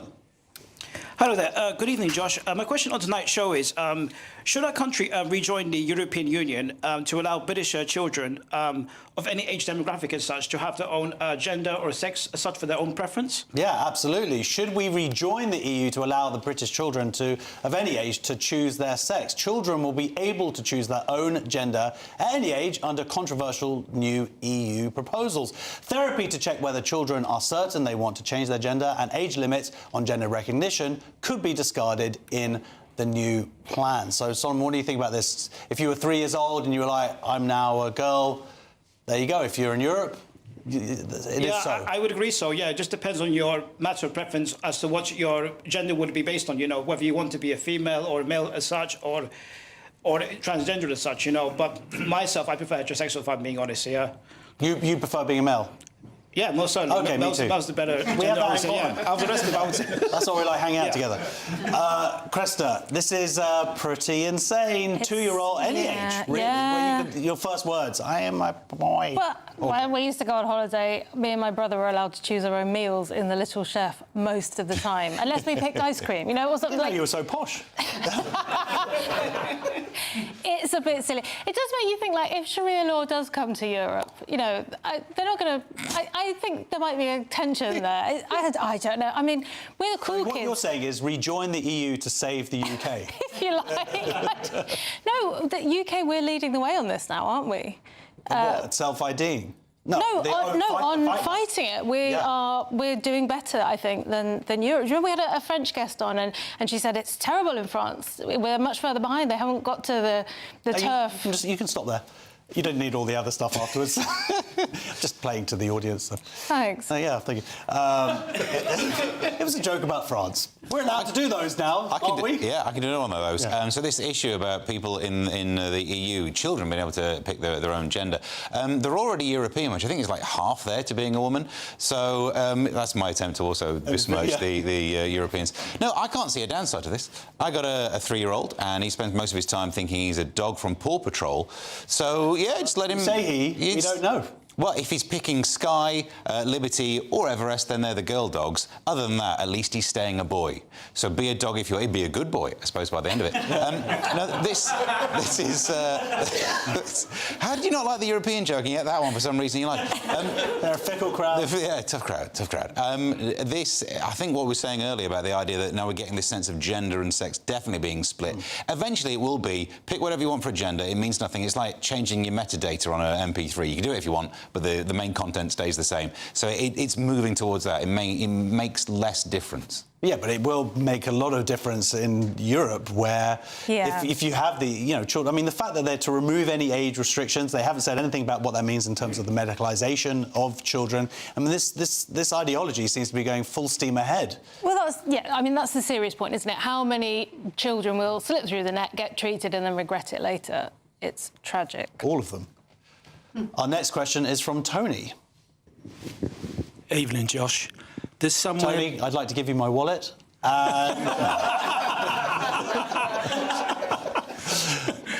Does somewhere being born make you a bigot? Yes, does being born somewhere make you a bigot? This is Falkirk councillor Claire Mackey-Brown has been reported to Police Scotland and the council stand as watchdog after her remarks to STV News, and her appearances at anti-migrant protests sparked outrage. We're going to show the video now. Is a true unrest, and it's scary. It's scary as a local resident, somebody who's born and bred here. I shouldn't have said that. Well, do you see why this is? People sometimes think that reform are very much against having people that just here. Came out. It just came out. Just that's unfortunate for you, I guess. But ultimately, do you see why people? So, Tony, where were you born and bred? I was born in... Racist! I was born in the Angel Islington. In the Angel, yeah, very nice, very nice. So when I speak to a real man, it makes me sort of, I know what you mean, Angel, lovely stuff. That's fancy Islington, though. That's Keir Starmer neck of the woods, isn't it? Yeah, back in the olden days. You champagne socialist. Well, look, I mean, Steve, for me, we'll get into the fact that this complaint process has gone through, but she wasn't helping herself with this reaction that she had when she was like, oh no, I've said born and bred, it's the worst thing that anybody could say. I've never heard anybody claim that to be in any way connected to racism. No, style it out. Even if you accidentally say something that's very wrong, style it out. I do that all the time. Oh, I've noticed. I think you're excellent at it. It's brilliant. The complaint has been about it not being inclusive language, but she starts the sentence with the I. The subject of the sentence is her, because she says I, and I presume it's true that she was born and bred there. I've not checked, but you can't ban things that are true from being said. If she'd have said, you're not a local resident if you were not born and bred around here, not inclusive. But I was born and bred around here, it's just a fact, isn't it? Could we just calm down? I was born and bred somewhere. Does that mean I'm a problem? Absolutely, Cressa. I mean, in terms of styling it out, maybe she could have changed, like, I'm born and bred, and then she was like, I'm born and I eat bread. No, nobody likes bread. Bread's right out of fashion. Yeah, no, you can't say that. That would sort of be, like, offensive to all of the sort of intolerant... No, this is so silly, isn't it? It's so silly. And, of course, it's doing Reform a favour, I'm sure. And the person that really comes off badly in this is the reporter, surely. She just looks... I know, mad. The reporter was like, I know, I can't believe you said that. Yeah, it's like, you've hung yourself. What are you going to do about it? Terrible, terrible. Well, You'll never host MasterChef now. Go back to your point, Steve. If someone was in Cornwall and complaining about people having second homes or buying second homes. Now they were like, look, I was born and bred around here, and I can't get a property myself because people are coming from London. That would in no way be bigoted. Yeah, I wouldn't have thought so. I mean, I wasn't born and bred in Scotland, and yet I heard that and didn't become offended. How dare she not include me in the sentence she's saying about herself? Well, we never got to the end of the sentence. She might have said, as someone born and bred here, I think people born and bred here are terrible. We don't know what she was going to say. We never got to the end of it. Yeah, and then, of course, so that is self-contained in itself. The fact that there's been, I believe, a 22-page complaint made about her, it's got to be double-lined, hasn't it? There's no way they can fill 22 pages. Well, as someone born and bred in the UK, I don't want my tax money paying for that. As someone born and bred in the UK, we love reports. There's nothing more patriotic than a 22-page report. Isn't that right, Tony? So our next question is from John. Good evening. This is the most important question of the evening. Where in London can you get a decent martini now? Yeah, absolutely. Where can you get a good martini in London? So one of Central London's main LGBTQ+ bars will close down, with its owners saying that Soho's Old Compton Street has lost its LGBT identity. Now, we've used a lot of LGBTQ+, we've said this a few times. The bar itself is called Gay, or G-A-Y. It's a stalwart on the gay scene on Old Compton Street. Obviously, John, I remember when we first met there, and... Fond memories, yes. Yeah, good times, great martinis, tight bum, and... Thanks, Josh. I hope that's the name of a cocktail. But, I mean, I read an article this week, Gareth Roberts, great writer, who talks about how this inclusiveness of the TQIA+ into that, he was saying that gay bars are where gay men traditionally would go and meet other gay men to have some fun times. And now kind of opening it up where it's people in drag or people who are biological females who identify as males. I wonder how much that... I don't know why I'm asking you this question. I don't know why either, Josh. But you sounded good. Are you saying that the trans movement has flooded the gay bars? Is that where you're going? That was this argument in this article, yeah. I don't know. I mean, maybe that was part of it, but isn't it also partly a good news story? Not for the business. Terrible if your business isn't working. But I remember James Dreyfus, the actor, saying that he remembers when the flag meant, oh, you'll be safe in here, there won't be any violence against or prejudice against gay people. And isn't it the case now that if you see gay couples in pubs, that's not outrageous, is it? No, I think that's actually a fantastic... thought process. I hadn't really thought about it, but yes, of course, that in a way, I guess that was those were kind of in the 80s or earlier. They were kind of havens where people could feel, like you say, feel safe. Now people don't bat an eyelid. Yeah, hopefully they don't. Also, to slightly shoot the second half of that story as well, there's something like 14 pubs a day or every week closed in the UK. When those stories happen, it's just market forces. When this one happens, we're trying to write it as if it's not market forces. It's also market forces. Pubs, the hospitality industry in general is suffering. So what you've got is a specific venue that doesn't have that specificity required anymore, and pubs are closing, or venues are closing. I think it's a lot of that and less to do with watering down the brand. Well, I mean, the other part of this article, which was really interesting, was also talking about sort of how areas are losing their specificity. Yes, everything is now pret-a-manger, everything. Homogenised, and this is one of the, probably arguably one of the, apart from Brighton or whatever, you know, one of the sort of central areas of gay life within the UK is Soho, that part of Soho. And it's a bit sad, really, when areas lose the things that make them original, make them safe. You want it all segregated like it used to be? No, I don't know, I love a martini. Anyway, our final question is from Eleanor. Hi. Is God OK with graffiti? Is God OK with graffiti? Yeah, J.D. Vance and Elon Musk have led criticism of shameful graffiti art at Canterbury Cathedral. The US Vice President said the art installation in the building made a beautiful historical building really ugly. Have you seen yourself the graffiti here? I've seen pictures in the newspaper, yes. What do you think of it? Well, I think it's horrible. But, I mean, if God is all-seeing, who knows what God thinks? Yeah, I mean, I've got to be honest, the question, when I wrote that question, I wasn't that bothered. I wasn't literally thinking what's going on with God, because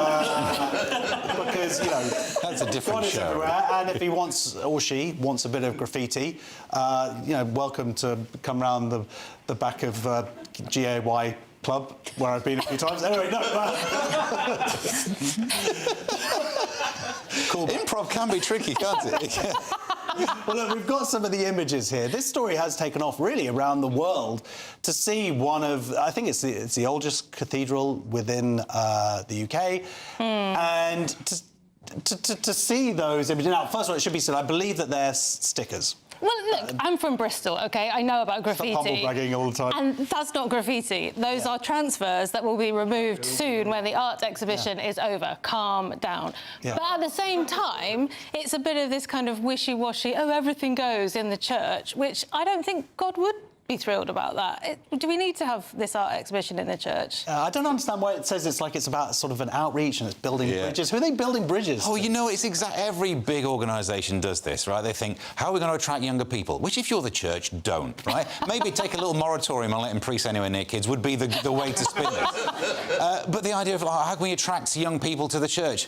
Fake graffiti. Yeah. No, you are not cool. Stop doing it. But as someone who's not religious, I can view this in a way where I just find it funny, right? That's also imagine 1980s graffiti. Exactly, it's so uncool. Big thing. It's not the real hardcore graffiti. And there are questions where it says, like, God, do you regret your creations, and is God there? And I love the idea that someone will be turning up to a place of worship, having that moment of crisis, that doubt in their own faith, and they just need a sign, and the sign is there really a God, though? It's sprayed on a wall on your way into a cathedral. It's ridiculous. I mean, they should make it more authentic, like, for a good time, cool. I mean, that's the graffiti that I do in toilets. Anyway, look, I don't know why I keep making these jokes. Stop it, Josh. Next on Free Speech Nation, we'll speak to one of the protesters at yesterday's, actually two of the protesters at yesterday's pro-Palestinian protest, who stood up for Jewish voices, but was moved on by the police. One of them was also arrested and then de-arrested. See you in 2 minutes.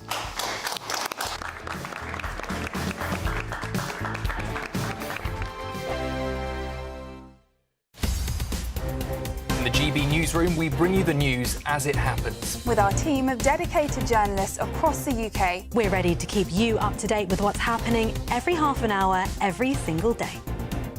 Bulletins here on GB News, the People's Channel, Britain's news channel. From the school run to the home run, watch a new show for all of Britain. So he can say whatever he wants. A straight-talking show where all voices are heard. And, when are we going to stop talking about smashing the gangs and actually do it? With the stories that matter from every part of our country. There's a bit of a crash landing there for your Chancellor. Bold, fearless and standing up for you. That's me, Martin Daubney, 3 p.m. till 6 p.m, weekdays, here only on GB News. The People's Channel, Britain's news channel. Britain was once the envy of the world. But look around. A nation that no longer knows what it is or where it's going. A country that's broken. How do we fix Britain? How do we bring it back? Friday night with Matt Goodwin at 8 p.m, only on GB News. Decisions made in Washington aren't just shaping America, they're shaping Britain too. From migration to global security, from crime to health. Whatever happens in the White House today will be felt in your town or city tomorrow. That's why The Late Show is live from Washington, D.C. Cutting through the politics to show you what it all means for Britain. The Late Show live every night at midnight. Only on GB News, Britain's news channel. Join me, Nana Akwe, for an informative, interactive news programme with a difference. It's fun. No, he didn't say that, though. I'm so surprised. I think there's an element of truth to that. Join me from 3 p.m. every weekend, only on GB News, Britain's news channel. Mornings don't have to be tiresome, especially if you have the right company. Wake up to news as it happens, opinion and debate, and of course, a little bit of entertainment too. Because when the kettle's on, we're on. That's Breakfast on GB News, a show worth waking up for. Every morning from 6 a.m. Only on the People's Channel, Britain's news channel. We'll spread the news, you spread the word. Westminster's full of talk, but out here, it's the real world. Am I allowed to talk now? No, that's it. This is where it matters, real people and real lives. That's what politics is all about. The fact has Trump made a good start? No. Straight answers, no spin, and just a couple of pints. How many fingers have I got up? About 10. So join me, Filia Anderson's Real World, every Friday at 7 p.m, only on GB News. The People's Channel, Britain's news channel.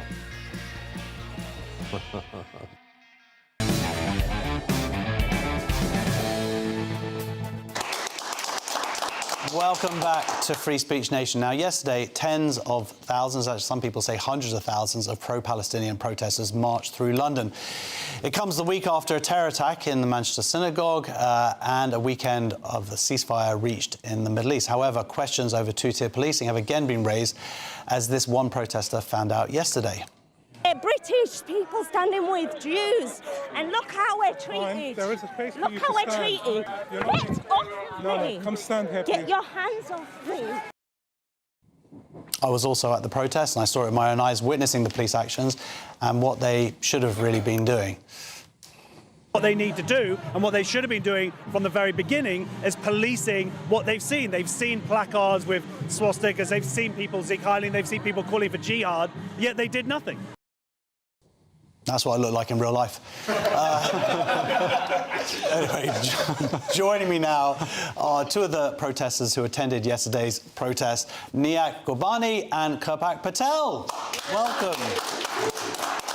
I know, it's so nice to see you both, because you're also dressed up super smart and stuff, and it feels like here we are.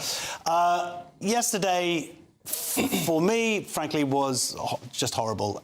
We've been standing on the same kind of front lines of this for the last 2 years, both of you being compelled to be out there to support British Jews, to support Israel, about what many would argue, including myself, are frankly hate marches. Now, we saw some footage of you, Kirpak. Can you explain what happened?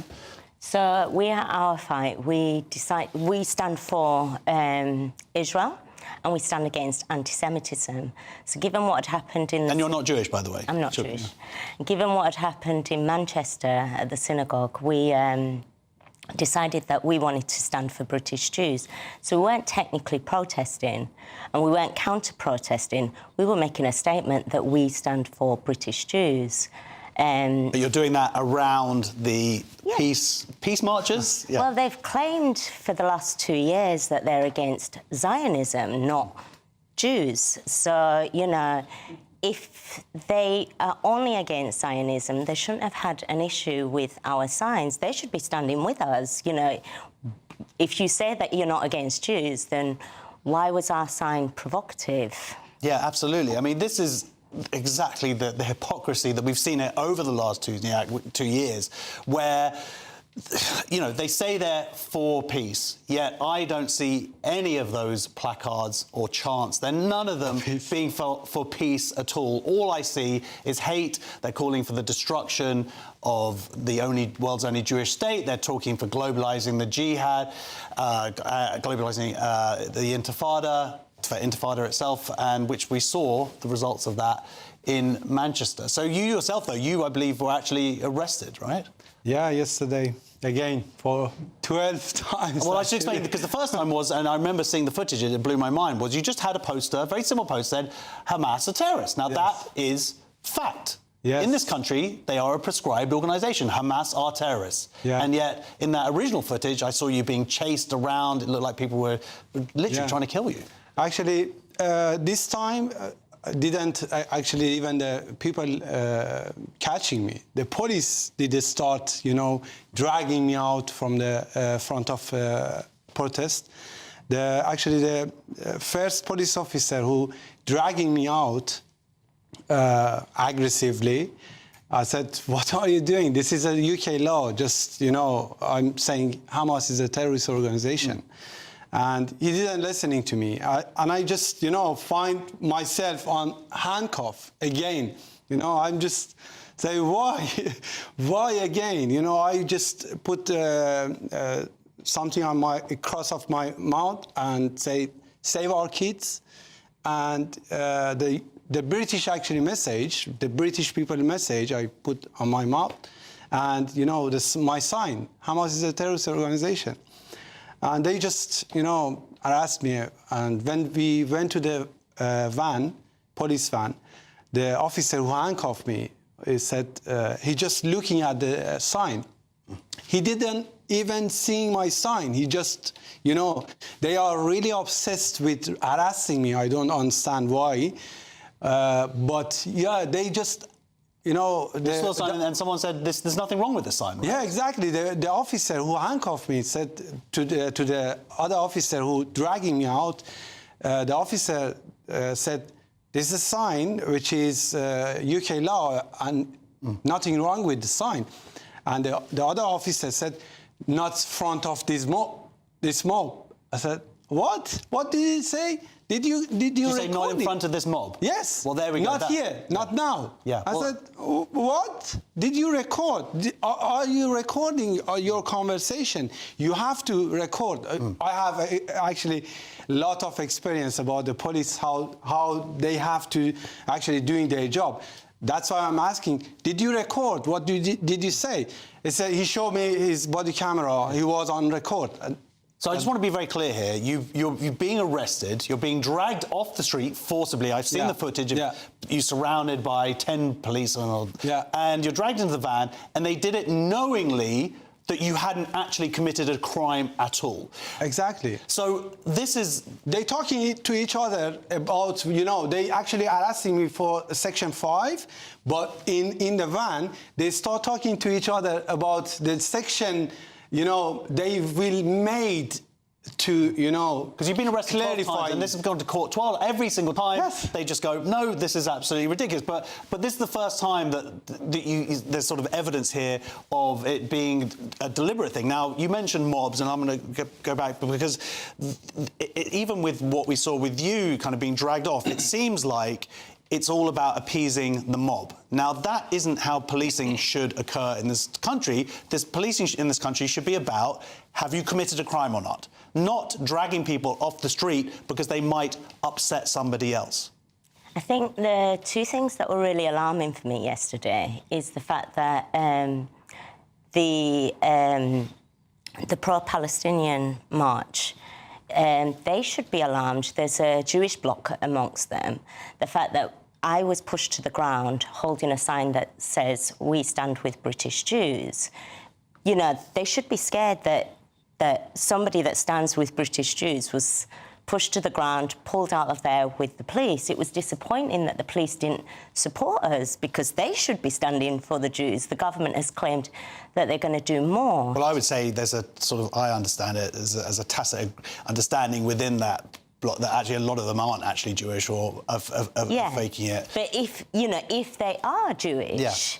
Anyone, not just Jewish people. This is the poster that you had, right? And you have the Manchester Bee there, I am assuming, as a tribute to the two dead Jews. Not just Jews, but British people should be really alarmed by the fact that we were holding this sign and the way that we were treated by the protesters and also by the police, especially given of what's happened in Manchester, especially the claims of the government saying that they're going to do more to protect the Jewish communities because of the rise of anti-Semitism, and they should be supporting us. That's what was really disappointing about yesterday for me. Well, I think there's also something larger going on here where we've seen now, I mean, these couple of 100,000 people coming out, there's a ceasefire has been declared. All these things that they were saying that they're there for, they're already being resolved. This idea there's a famine, and then you can just see all these thousands of clips of overweight Palestinians, and it's obvious there was never a famine all along.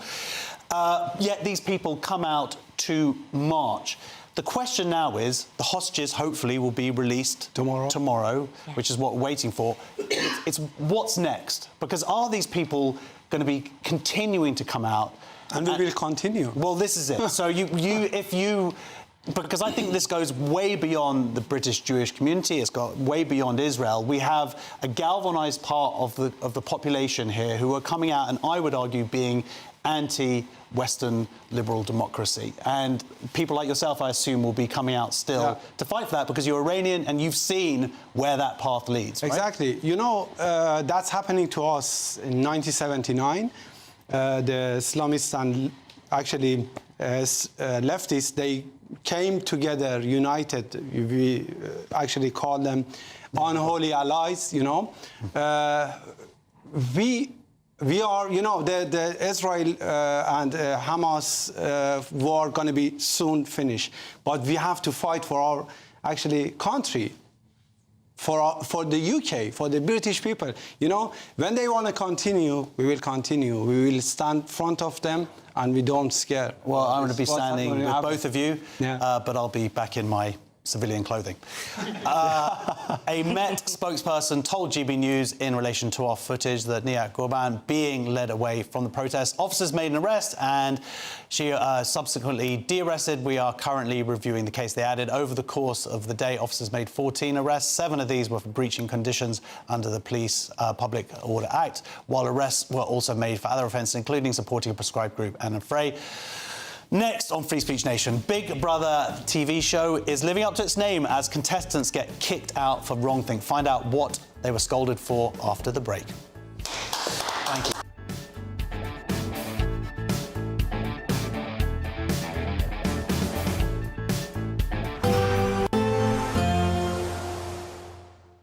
Dinner under the stars tonight? That reminds me of our travel insurance. You mean All Clear Skies? All Clear Travel Insurance sponsors GB News Travel Destinations Forecast.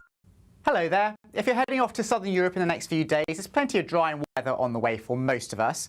Further west, though, there will be some heavy showers, particularly across Iberia, and that's just due to the remnants of Storm Alice that's been affecting parts of eastern Spain over the weekend. So parts of eastern Spain, the Balearics, seeing some heavy showers and thunderstorms on Monday. There'll also be some showers across parts of Sardinia, Sicily, and also parts of Greece as well. But many places will have a fine and dry few days of weather to come with plenty of sunshine. All Clear Travel Insurance sponsors GB News Travel Destinations Forecast. Hello again and welcome to your latest GB News weather update from the Met Office. Whilst high pressure will keep it generally dry for most of us through the coming week, there will be a lot of low cloud. That means it will be gloomy at times, with the best of any sunshine, generally speaking, across the north and the west of the UK. So high pressure dominates through the next few days. Very few ice bars on the chart, so not much in the way of breeze, and therefore things not really changing day to day. Through this evening, we will see generally cloudy skies developing across most of England and Wales, the best of any clear breaks in the west. And here we could see 1 or 2 fog patches, but these are most likely, I think, across parts of Scotland by the morning. With that cloud blanket coming in across England and Wales, it won't be as cool as it was last night. Temperatures generally holding up into the high single figures for most. But across parts of Scotland where the skies stay clear, we could see temperatures fall low enough to give a touch of frost in some rural areas first thing. Otherwise, some fairly dense patches of fog, particularly across the central belt first thing in the day. But that will slowly lift as we go through the morning. Quite cloudy skies for Northern Ireland and the vast majority of England and Wales too, with some drizzle or light showers here and there potentially too. But I'm hopeful that the cloud will break in a few spots as we go through the course of the day. Western parts of Wales, the far southwest of England perhaps most favoured, but I think the best of the sunshine on Monday will generally be across the far north of England and in particular across Scotland, where it should be a glorious afternoon for most of us. In the sunshine, the light winds will help it feel fairly pleasant for October, 15 or 16 degrees for some. In the south, though, under the cloudy skies, feeling relatively cool. Not much changes as we go into Tuesday either. Many parts of England and Wales still pretty gloomy and at times a little bit damp as well. The best of the sunshine for more northern parts of the UK, where Scotland and Northern England should see a reasonable amount. But overall, the cloudy theme will dominate through the rest of this week. Not much in the way of sunshine. Temperatures fairly close to average as well for the time of year. You want to know what's really going on in the corridors of power? Labour don't know what to do with you half the time, and that makes you quite lethal in the chamber. Get behind the headlines with Chopper's Political Podcast. Join me, Christopher Hope, as I sit down with the great and the good of British politics. We'll see where this ruling takes us. These are the stories shaping our nation. Chopper's Political Podcast, available now on all platforms. Listen in and stay ahead.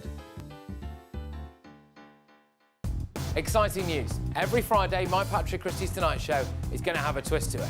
We're welcoming some special guests. You. That's right, on Fridays I'm going to be doing my show in front of a live studio audience because this show is about you and what you have to say. It's going to be the same big debates, same big topics, same big opinions, But every Friday night at 9 p.m, you are invited to come on down to Patrick Christie's Tonight to be a part of the action. Only on GB News, the People's Channel, Britain's news channel.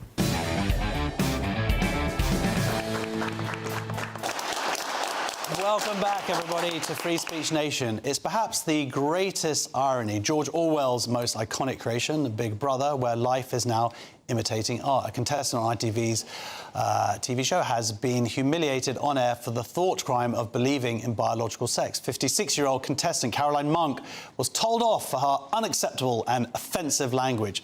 So what was the supposed transgression? Caroline pointed out that a female contestant who identifies as male doesn't have a willy. Take a look. It's a girl! No, you're not.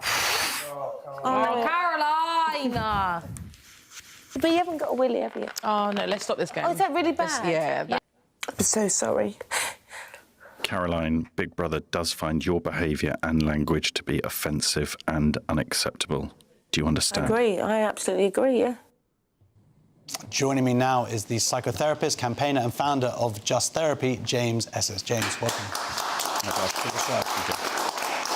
Now, James, I had an ex-girlfriend who said to me, "You don't have a willy," and I found it greatly offensive. I was like, "No!" But to see the reaction there, that is so incredibly telling that this person had said the greatest of thought crimes aloud. You could see the reaction. All those people around the room like, "No, don't say what everybody knows." I hope you reported your ex-girlfriend for a hate crime, by the way. Oh, yeah, absolutely. She's still in jail. Look, this is... I don't know whether it's life imitating art or art imitating life. Either way, it demonstrates the issue we've got with free speech in this country, and particularly speech that is factual and reality-based. I mean, that woman there in the show who thinks that she's a man is a woman and doesn't have a willy or a penis. And it should not be offensive to say such a thing and to be kind of jumped on and castigated in the way that that contestant was. And you see this time and time again. The second she said it, the rest of the group rallied around this trans woman, and the tears started flowing and the hugs and the kisses started pouring out, and shame on you to the other person. And in the end, that Caroline contestant said that she's never felt so guilty in all her life. For stating a biological fact. And you see her when she's sort of taken off for her penance in front of in the cubicle where they confront her with her crimes, her great crimes. Also, when you put it, it's not that it makes any difference when you're just stating fact here, but if you also just put it in a larger context, they're talking specifically about if you went to an island and you had to take somebody to procreate with, who would you take? And it wasn't just sort of coming out of nowhere. She's talking about biological reality here. For you to procreate with somebody, you need to have two people of the opposite sex to be able to have a baby.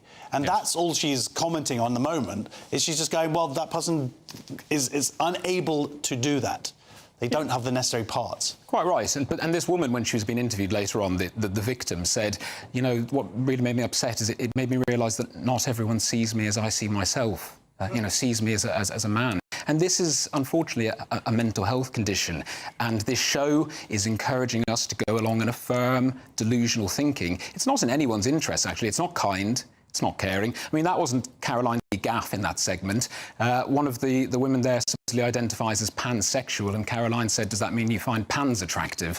Again, whatever, OK, a silly joke, whatever. Either way, again, affirming this nonsense, this kind of narcissism and navel-gazing. Yeah, I mean, but my understanding, pansexual is sort of attracted to everybody, is that right? My view is that it's essentially bisexual. It's a delusional bisexual, yes, essentially. Because bisexual, but you're more interesting. Quite right. Well, it's because it's this notion that we've all got a unique gender identity. You see, Josh, you're such a bigot there, because there's more than just man and woman. Up, by the way. It's no, look, it's this notion that you're attracted to anyone regardless of the gender identity, male, female, non-binary, gender fluid. All of this nonsense has been kind of created and pulled out of nowhere. Yeah. So it's but I remember Big Brother back in the day when it was raw, it was real. You know, a bunch of people thrown in a house together, different backgrounds, different political persuasions. OK, it got a bit messy at times, but life is messy. Now it's curated. There's certain things you can and cannot say. I mean, the fact that the contestants had to go through specific DEI training to even partake this year says it all, really. Well, and of course they're going to try and book people who have these supposedly different ideas because that's what they want. They want to see conflict. I guess it's controlled conflict. But when you actually are going to put real people on screen, they're going to maybe say real things. To try and curate that no one should say anything that would go against what they see as wider society. Of course, the irony is that anybody in wider society, and as they proved it by everybody there covering themselves in embarrassment, was this person just said the truth. What they said was the emperor has no clothes on. That's what they did. Yeah, but this is the irony, because reality TV no longer reflects what reality should be, and people are looking for reasons to be offended. I mean, there was another contestant, black woman. There was an argument over cleaning up dishes. I make it sound like I spend all my life watching Big Brother, but nonetheless, anyway, there was an argument about cleaning up dishes, and another contestant said to her, "Don't bark at me like that." And she immediately said, "That's a microaggression against me because I'm black. You're saying that black women are like dogs." Wow. Now, look... It's a good thing she also didn't identify as a dog. Well, indeed. Indeed. Although the pansexual would have still found her attractive. No comment on that. But, look, I mean, racial slurs, of course, are a thing, but that isn't one. It very clearly wasn't meant as one. But, again, she was looking for a reason to be a victim, and, again, the crowd came around for support, and he was castigated and shunned for it.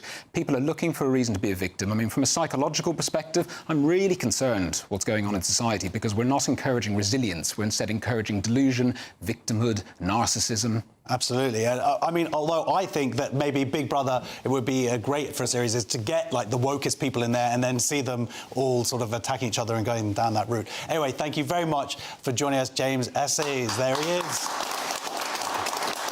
Founder of Just Therapy. Next on Free Speech Nation, a group of artists are fighting back against an art scene ruled by ideology. Find out how after the break and how this group is bringing back beauty and meaning over politics and posturing. See you in 2 minutes.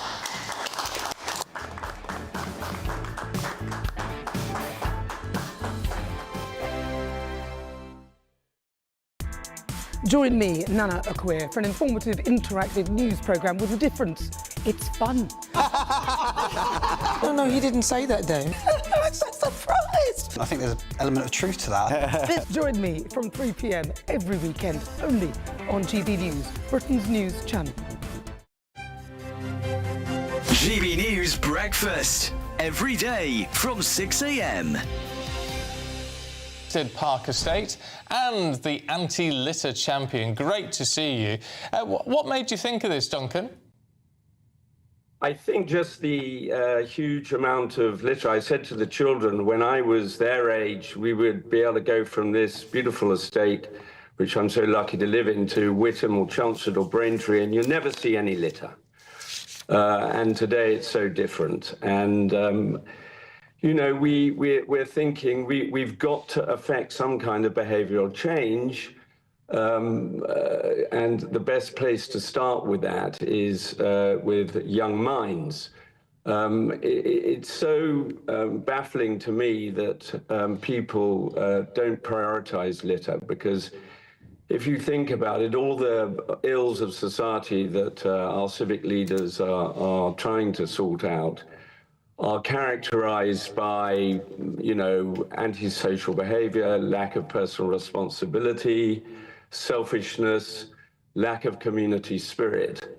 And if you toss a plastic bottle or a disused coffee cup or a wrapper out of your window, one is displaying exactly the same characteristics as, you know, we need to resolve all the other bigger antisocial problems.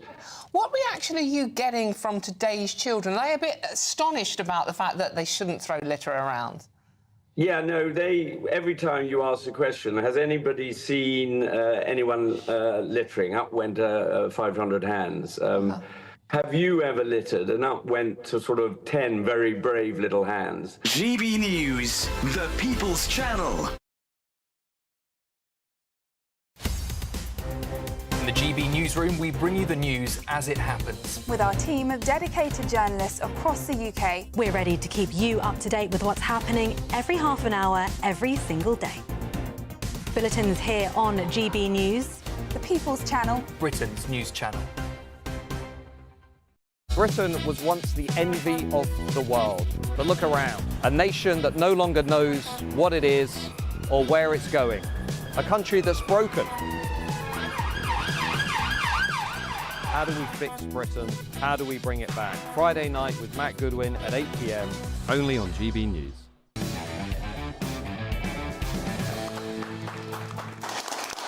Welcome back to Free Speech Nation. Now, Britain's art world is losing touch with the public. Galleries like the Tate Modern are half empty, and most people couldn't name a single contemporary artist. Many say that's because our art institutions have been captured by ideology, funding activism instead of talent. Now, a new wave of dissident artists is fighting back. Their mission to create art that actually moves people, not lectures them. Their latest exhibition, Power and Intimacy, has been running this week in London, promising beauty, craft and meaning over politics and posturing. One of those artists, Alexander Adams, joins us now. Welcome to the show. We've talked before on the show about the funding from our government and how that has impacted art, and you've come out and you've said, look, we're just going to make the art that we respond to, that we want human beings to feel about, right? Yeah, exactly. So we're not going to get support from the state, so I say to artists who are dissidents, who don't believe in the status quo, have got their own ideas, who want to be reaching back into history, which is considered too dangerous by the art establishment, I say to you, act as though the Arts Council does not exist, because for you, they do not exist. They act as though you do not exist. You are outside the confines. They will never give you the money. So you have to make the opportunities yourself. You have to step over them, go straight to the public, sell work, make exhibitions, find the people who you really care about, make work for them, find friends that you trust, and commit yourself to having passion and don't ask for permission. And that example really lends itself across other artistic forms. I mean, even into my own world of comedy, where it's like, you know, there's Comedy Unleashed. They started their own comedy clubs because they felt there wasn't an audience being addressed with comedy, regime comedy, what they would call it. So what's been the response then from people? Well, it's been electric. We've had a huge response to the exhibition. We had a packed out opening night. We had philosophers, writers, poets, we had academics, we had people with lots of money, people with no money at all, people who knew us, people who had just heard about us and had never seen our work in person because they'd just seen images digitally, and it makes so much more difference when you can have something in a physical space and get people in to introduce them to it in person. It's a fantastic response, lots of work sold, lots of people really engaged and asking us, when's the next one? Do you think that the Arts Council might learn from their mistakes, that they might actually, because it's about £500 million. You are a comedian, right? Well, I mean, there's £500 million here to allocate it according to ideology, which is what they seem to have been doing, and we've seen the impact of that because people aren't responding to it. People don't respond to ideology, they respond to emotion. Exactly. So what we did is we put on a show that really touched on core themes like heroism and chivalry and the differences between men and women and being strong, and also intimacy as well, power and intimacy. So we had some intimate self-portraits, and yeah, we just did stuff that really excited us. That's what the themes were chosen because they really excited us. We'd already had another exhibition. Next one we said, okay, well, let's do power and intimacy. These are two themes that really excite us and excite our audience, and we don't care about the Arts Council. The Arts Council is never going to fund this. So, I mean, you've written a book as well as your art, How to Start a Dissident Art Movement. So is this exactly what you're preaching in this book, just getting out there and doing it? And that's really what people have to, that's the only way that arts are going to survive, I guess? Yeah, absolutely. So I give some simple rules that apply to artists about sort of being true to yourself, being strong, being independent, but also finding friends, collaborating, sharing stuff. So I give some instructions that can be a kind of applied to, you know, comedians, to writers, to poets, to people who are in the theatre, all sorts of things, and this applies to them as well. Because, of course, this is what art was back in the day. Obviously, going back into medieval times, I guess it was sort of there were patrons, but certainly we didn't have this £500 million given 100 years ago to artists. Artists had to go out and create their own spaces, right? Yeah, absolutely. But that's why we're talking to people who are not in the Arts Council, people who are privately wealthy, talking to people who are willing to put forward money to have a great exhibition, and they don't even want their names attached to it. And we're talking to them, and they're interested in us because we're doing something exciting, and we're really committed, and we're passionate about it, and we don't care what the status quo thinks. We don't care about the establishment. We have to step over them. They don't want anything to do with us, so why should we care what they think? Well, I mean, we could even see the argument being made to the starting of this channel as well. I mean, people have to just step outside of those previous institutions if they actually want to make a difference. So this exhibit, it's going on, how long is it going for? Close today, I'm afraid. OK, well, that was a really bad booking. But I can tell you it was such a success because we had an incredible response. The atmosphere was really electric. So the next exhibition is going to be great. Don't know when it is yet. We're holding back and seeing what comes next. At the moment, we're all working independently, everyone in our group. But there will be further exhibitions, both individually and as a group. And will it have, like, different themes? What can you talk about it at all? No, I pitched an idea to some of the artists and they were like, yeah, that's it, but I'm not going to tell you. OK, keeping us all in suspense there. Anyway, well, thank you. And you can buy this book, How to Start a Dissident Art Movement. Oh, yeah, go on Free Speech Nation. Yeah, that's a very good advice there. Well, look, thank you so much for joining us. That is artist and author Alexander Adams. And you can catch that exhibit. No, you can't. OK, so thank you very much, all of you at home, for joining us for Free Speech Nation. I want to thank all of my brilliant guests this evening. And if you want to join us live in the studio, be part of our wonderful audience, you can. Please go to gbnews.com/tickets. It's a lot of fun. Have you guys had fun? Yeah. There you go. You hear yourself and you get free alcohol. So stay tuned for the brilliant Alex Armstrong tonight. That is next. And thank you very much for joining us and watching Free Speech Nation. See you next week. Take care.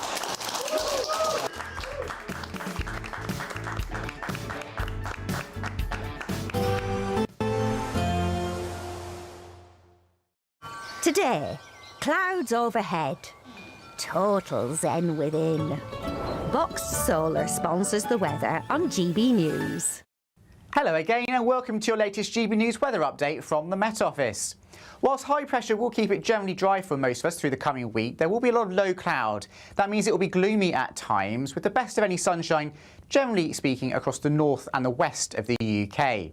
So high pressure dominates through the next few days. Very few ice bars on the chart, so not much in the way of breeze, and therefore things not really changing day to day. Through this evening, we will see generally cloudy skies developing across most of England and Wales, the best of any clear breaks in the west.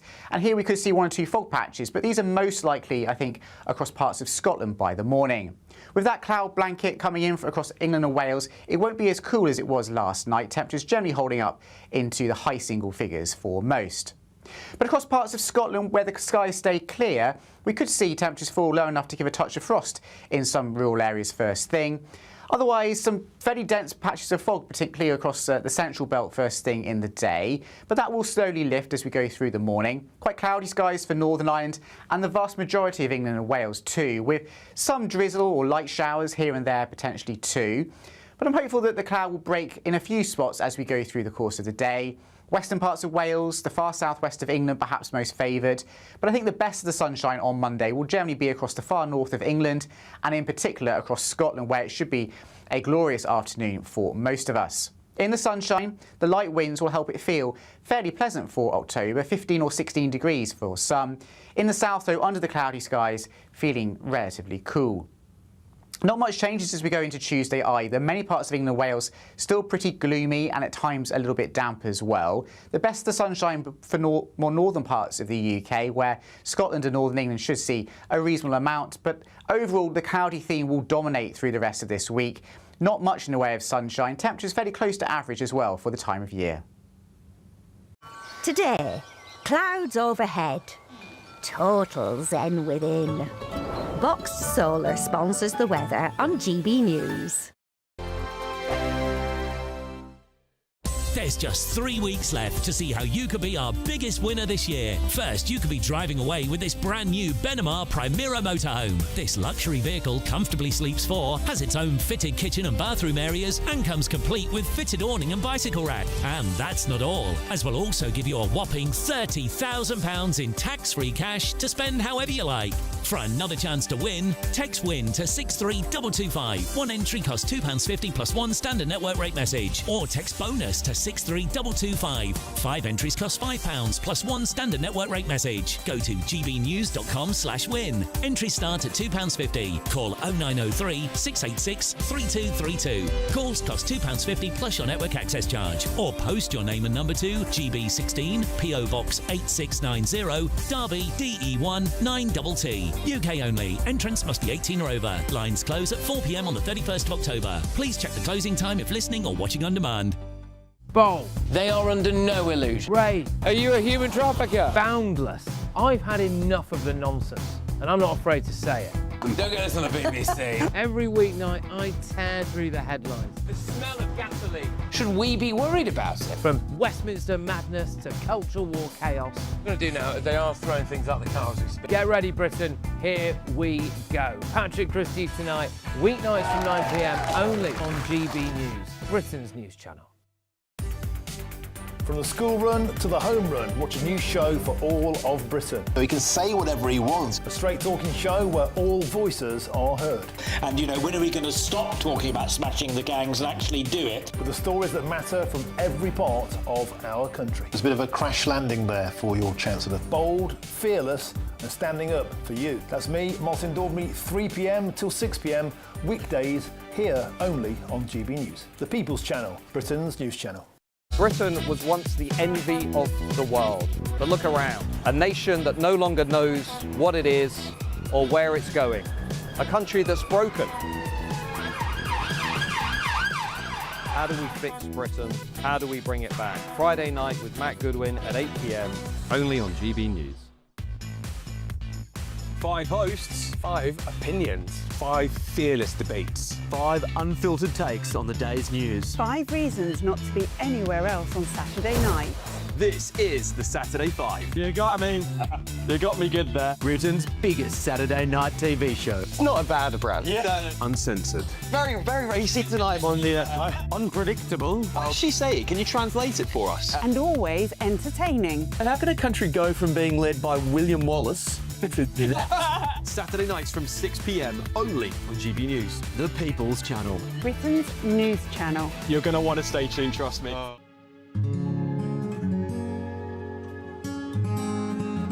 I think for far too long in this country, millions of people felt as though they weren't represented at all by the establishment media. GB News was needed because there literally was no other voice. Everyone was saying the same thing. GB News exists because there is a desperate need for fearless journalism that puts the people first. GB News came on the scene as a disruptor, and it has always been a disruptor ever since. The mainstream is all about keeping the status quo as it is, ticking along quite nicely. They don't want to ask difficult questions. But journalism is journalism at the end of the day, and we're not here to serve any masters. Our masters are our audience. Charlie Peters, he gave a voice to the victims of grooming gangs, and now, of course, it's led to a national inquiry. GB News exists to make sure those concerns are put forward and people feel as though what they want to ask is put to those in power. We don't take orders from anyone. We ask the questions our viewers and listeners want answering. I know what's actually being discussed by my family and my friends. Us ordinary, hard-working British people have had enough. We've had enough. They're fed up with the same old establishment nonsense. Everything that we do is opening up conversations that others are afraid to go at. Why are you illegally bringing people into Britain? That is our job. Our job is to get to the truth. If it's important to you watching or listening at home, then it's important to us as well. That's what makes us the fearless champion of Britain.